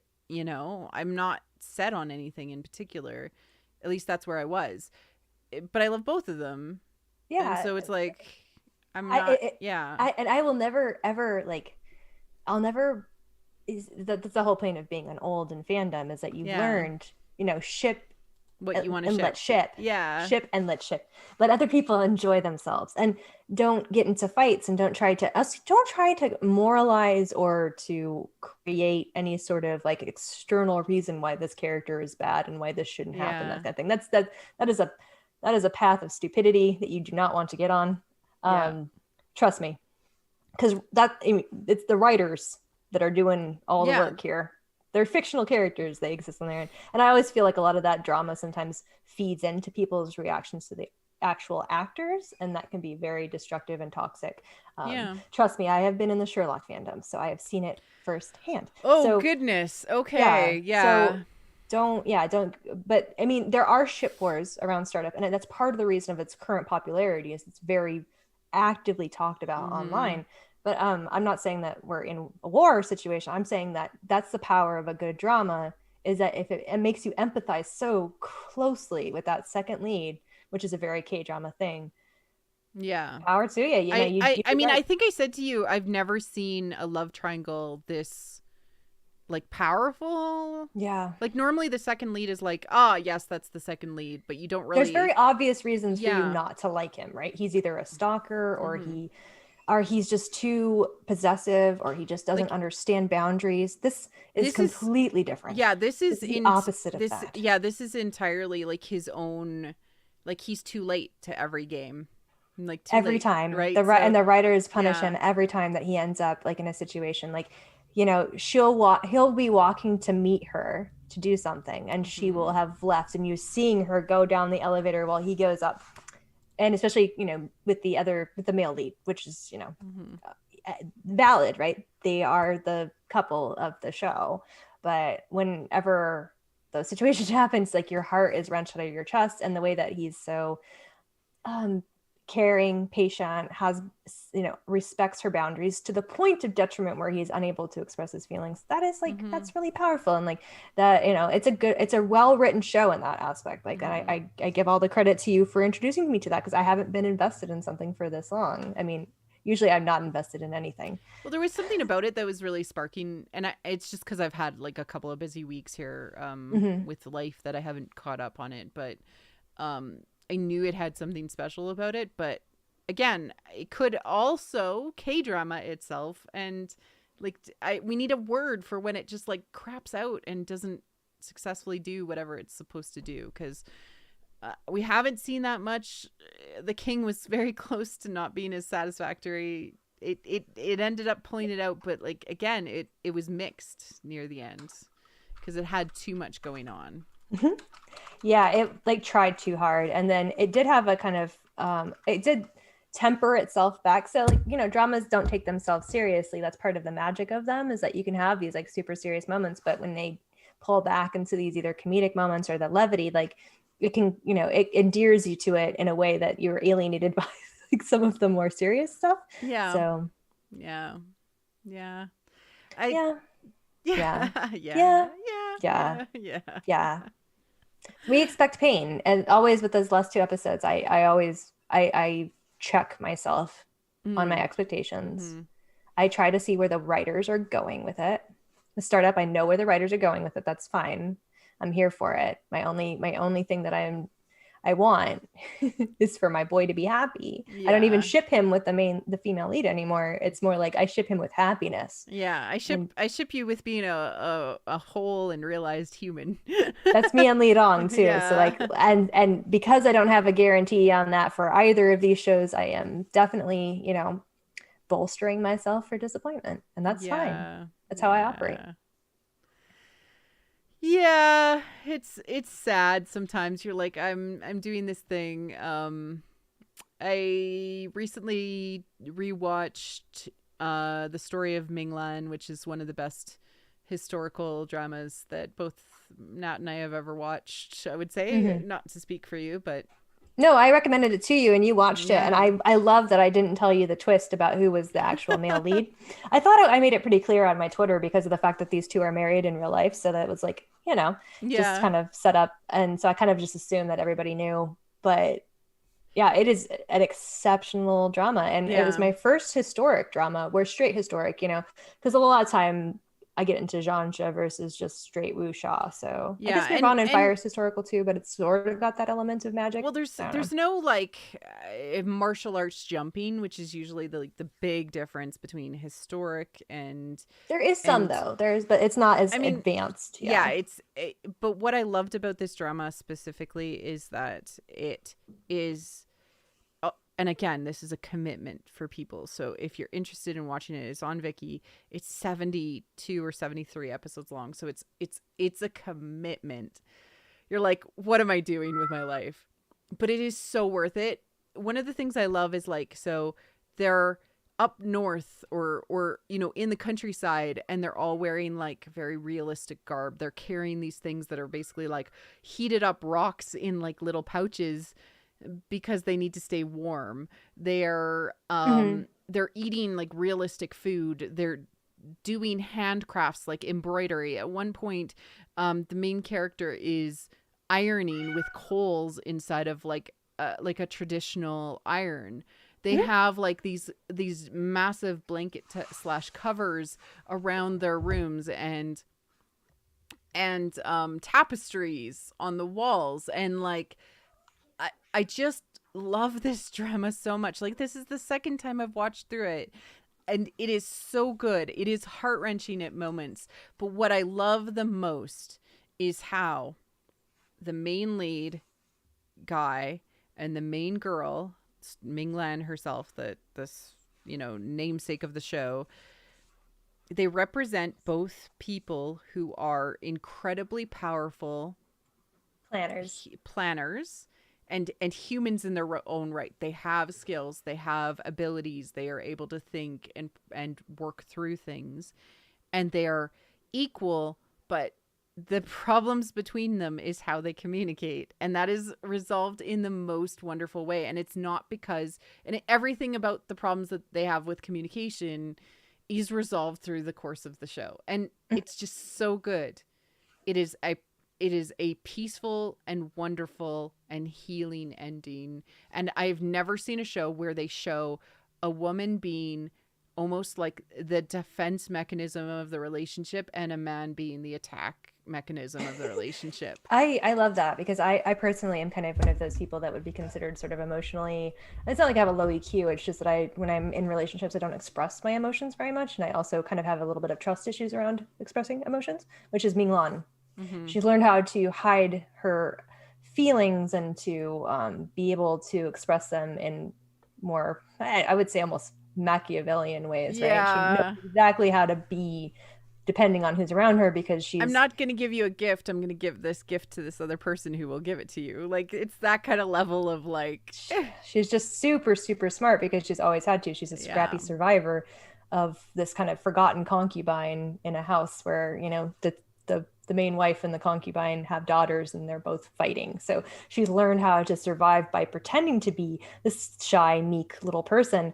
In reality, she is the most like tough as nails. And she makes her husband, he just adores her, and he's like a Mm-hmm. straight up barbarian warrior type. Like he needs something done, he'll do it.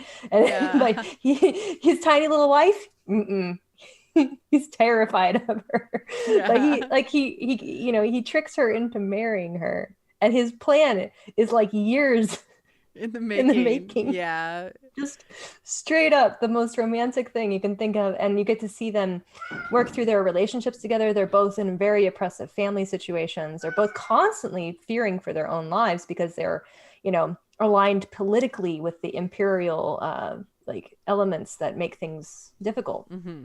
It's just, yeah, Yeah. it's I such a good I show. I love planners so much, and it's So that sorry about my cat. both of them are planners, and it was just so refreshing to see a woman who's so smart on screen. Like, it Yeah. was just so wonderful. It is a hard drama to watch. There's a lot of pain and a lot of suffering. There are a But lot it heavy trigger warnings because it yeah. does go through some very difficult scenarios and historic. I'll let you Yeah. fill that out. Yes, it goes through some like very realistic things, like people get very sick. There's pregnancy stuff. There's loss of life to do with pregnancy. Like, Yeah, yeah, lots of stuff. But I don't know. It is it is what would teach me how to write like a very powerful character, woman character that was in a relationship with a man character that was also very mhm. powerful. Like, their relationship is goals from a writing perspective. It's just so amazing. It's exceptionally well done. And if you want even more of an add to it, as soon as they got done shooting it, the lead actors went out and And hooked she up, wiped him yeah. up. And he's in interviews, he's been like, I don't know why she married me, but yeah,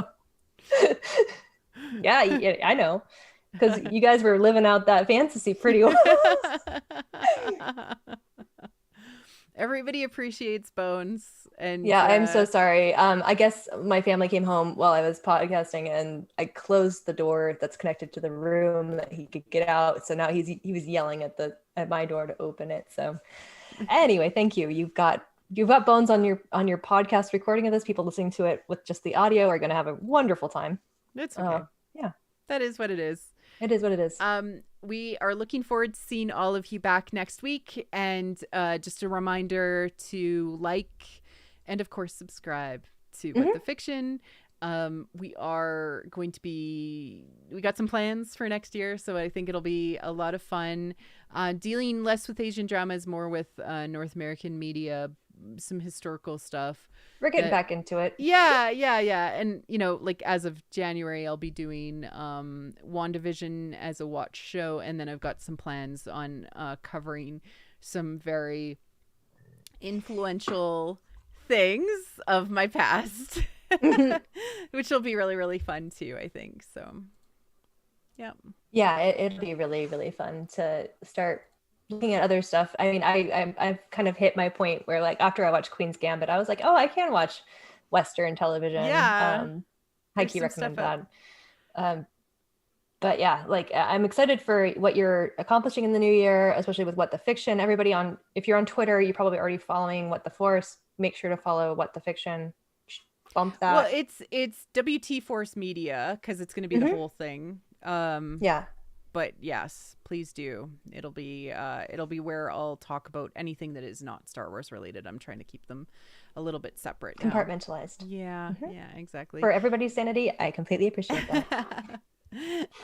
But yes, please do come out to next week's episode. It'll be kind of like an end of year celebration as well, so that'll be good It'll be too. very low key. We'll talk about whatever we got right. We'll lament anything that was lost. mostly we're just going to try and have fun with it because it's the end of the year. It's the holidays. I'm sure everybody's in the mode of like, yep, 2021, here we come. Still in the middle of a pandemic. And of course, it won't go away anytime soon, but we can have some semblance of joy during these difficult times. So Exactly. And be together at least virtually. So virtually. I hope everyone takes care. Nat, where can people find you and what you do online if they are looking for you? Oh, of course. I am at Ashes for Foxes on Twitter. I am not as active right now just because I've been enjoying time with the people that I can see.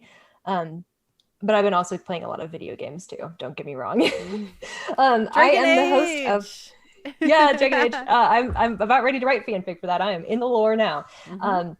But I am the host of the Meta Machina podcast. That's METAMASHINA, and we are coming out with our Little Women episode for December 1st. So if you like the classic Little Women book, and of course, the 2019 adaptation, that's what we primarily talk about. And of course, we definitely cover all of that stuff, always from a very feminist, leftist perspective, and we'll continue to do so until I'm dead. So I don't mean to laugh at that, but what? Oh no, I mean, Yes. that's my sense of humor too. So how about you, Marie Claire? Where can people find you online? Oh my goodness. Okay, Marie C. Gould on Twitter. This channel, of course, What the Force channel on YouTube. I do a Star Wars podcast as well as this is now a podcast. So if you can't come out to the YouTube, I always post it the next day on the RSS feed, which you can find under What the Fiction. whattheforce.ca, which is becoming the larger brand for anything related to meta mythical media, and we are expanding to all sorts of things that we love and we want to talk about, that because what I'm fascinated with is why fiction works for me, and I want to see more of it out there, and I want to talk about it. And so that's the entire lens of what I'm doing with the website, as well as with the two channels that I have, which is Star Wars works for me in this, way, and I want to talk about that, and all of these other types of fiction work for me in this way as well. And so the things I'm planning on for the next year, in addition to expanding to articles that are not just about Star Wars, we're going to be talking about femgaze and mythical conversations and really meta conversations on media as well. And I have a bunch of great authors and writers that are writing for the site, so that's really exciting. I'm going to be covering WandaVision, definitely going to be covering Beastars season 2. We'll do a recap of season 1 as well when that comes out. I'm going to be covering most likely with Chelsea or North Galis, the Dragonlance books, and how formative they were from a fictional and fantasy perspective, and how that much they really got my brain working on those things. And Chelsea and I are like weird twins, kind of like the twins in that series, so we highly recommend that series as well. It'll be fun to re-look into it. And I'm also hoping to get into a few author friends that I know and deep dive into their stuff. So I have a lot of plans for What the Fiction itself, as well as What the Force. I'm still trying to figure out what the balance of how much content for both I'll create, but I'm more fascinated with talking about why certain types of fiction work for me outside of Star Wars right now. So we'll see where this ends up going. Yeah. Yeah, we take, as usual, we always put it out there. We take whatever recs that you have. And if you've been following us online for a long time, you probably know what we want. But if you don't, we just really like content that speaks to our own experiences, women or women identifying. Yeah. Yep. We're here for more content in 2021 that makes us feel joy. For sure. Yes, exactly. Yeah. Seek joy. Seek joy. All right. Take care, everyone. And thank you for coming out. Cheers. Thank you.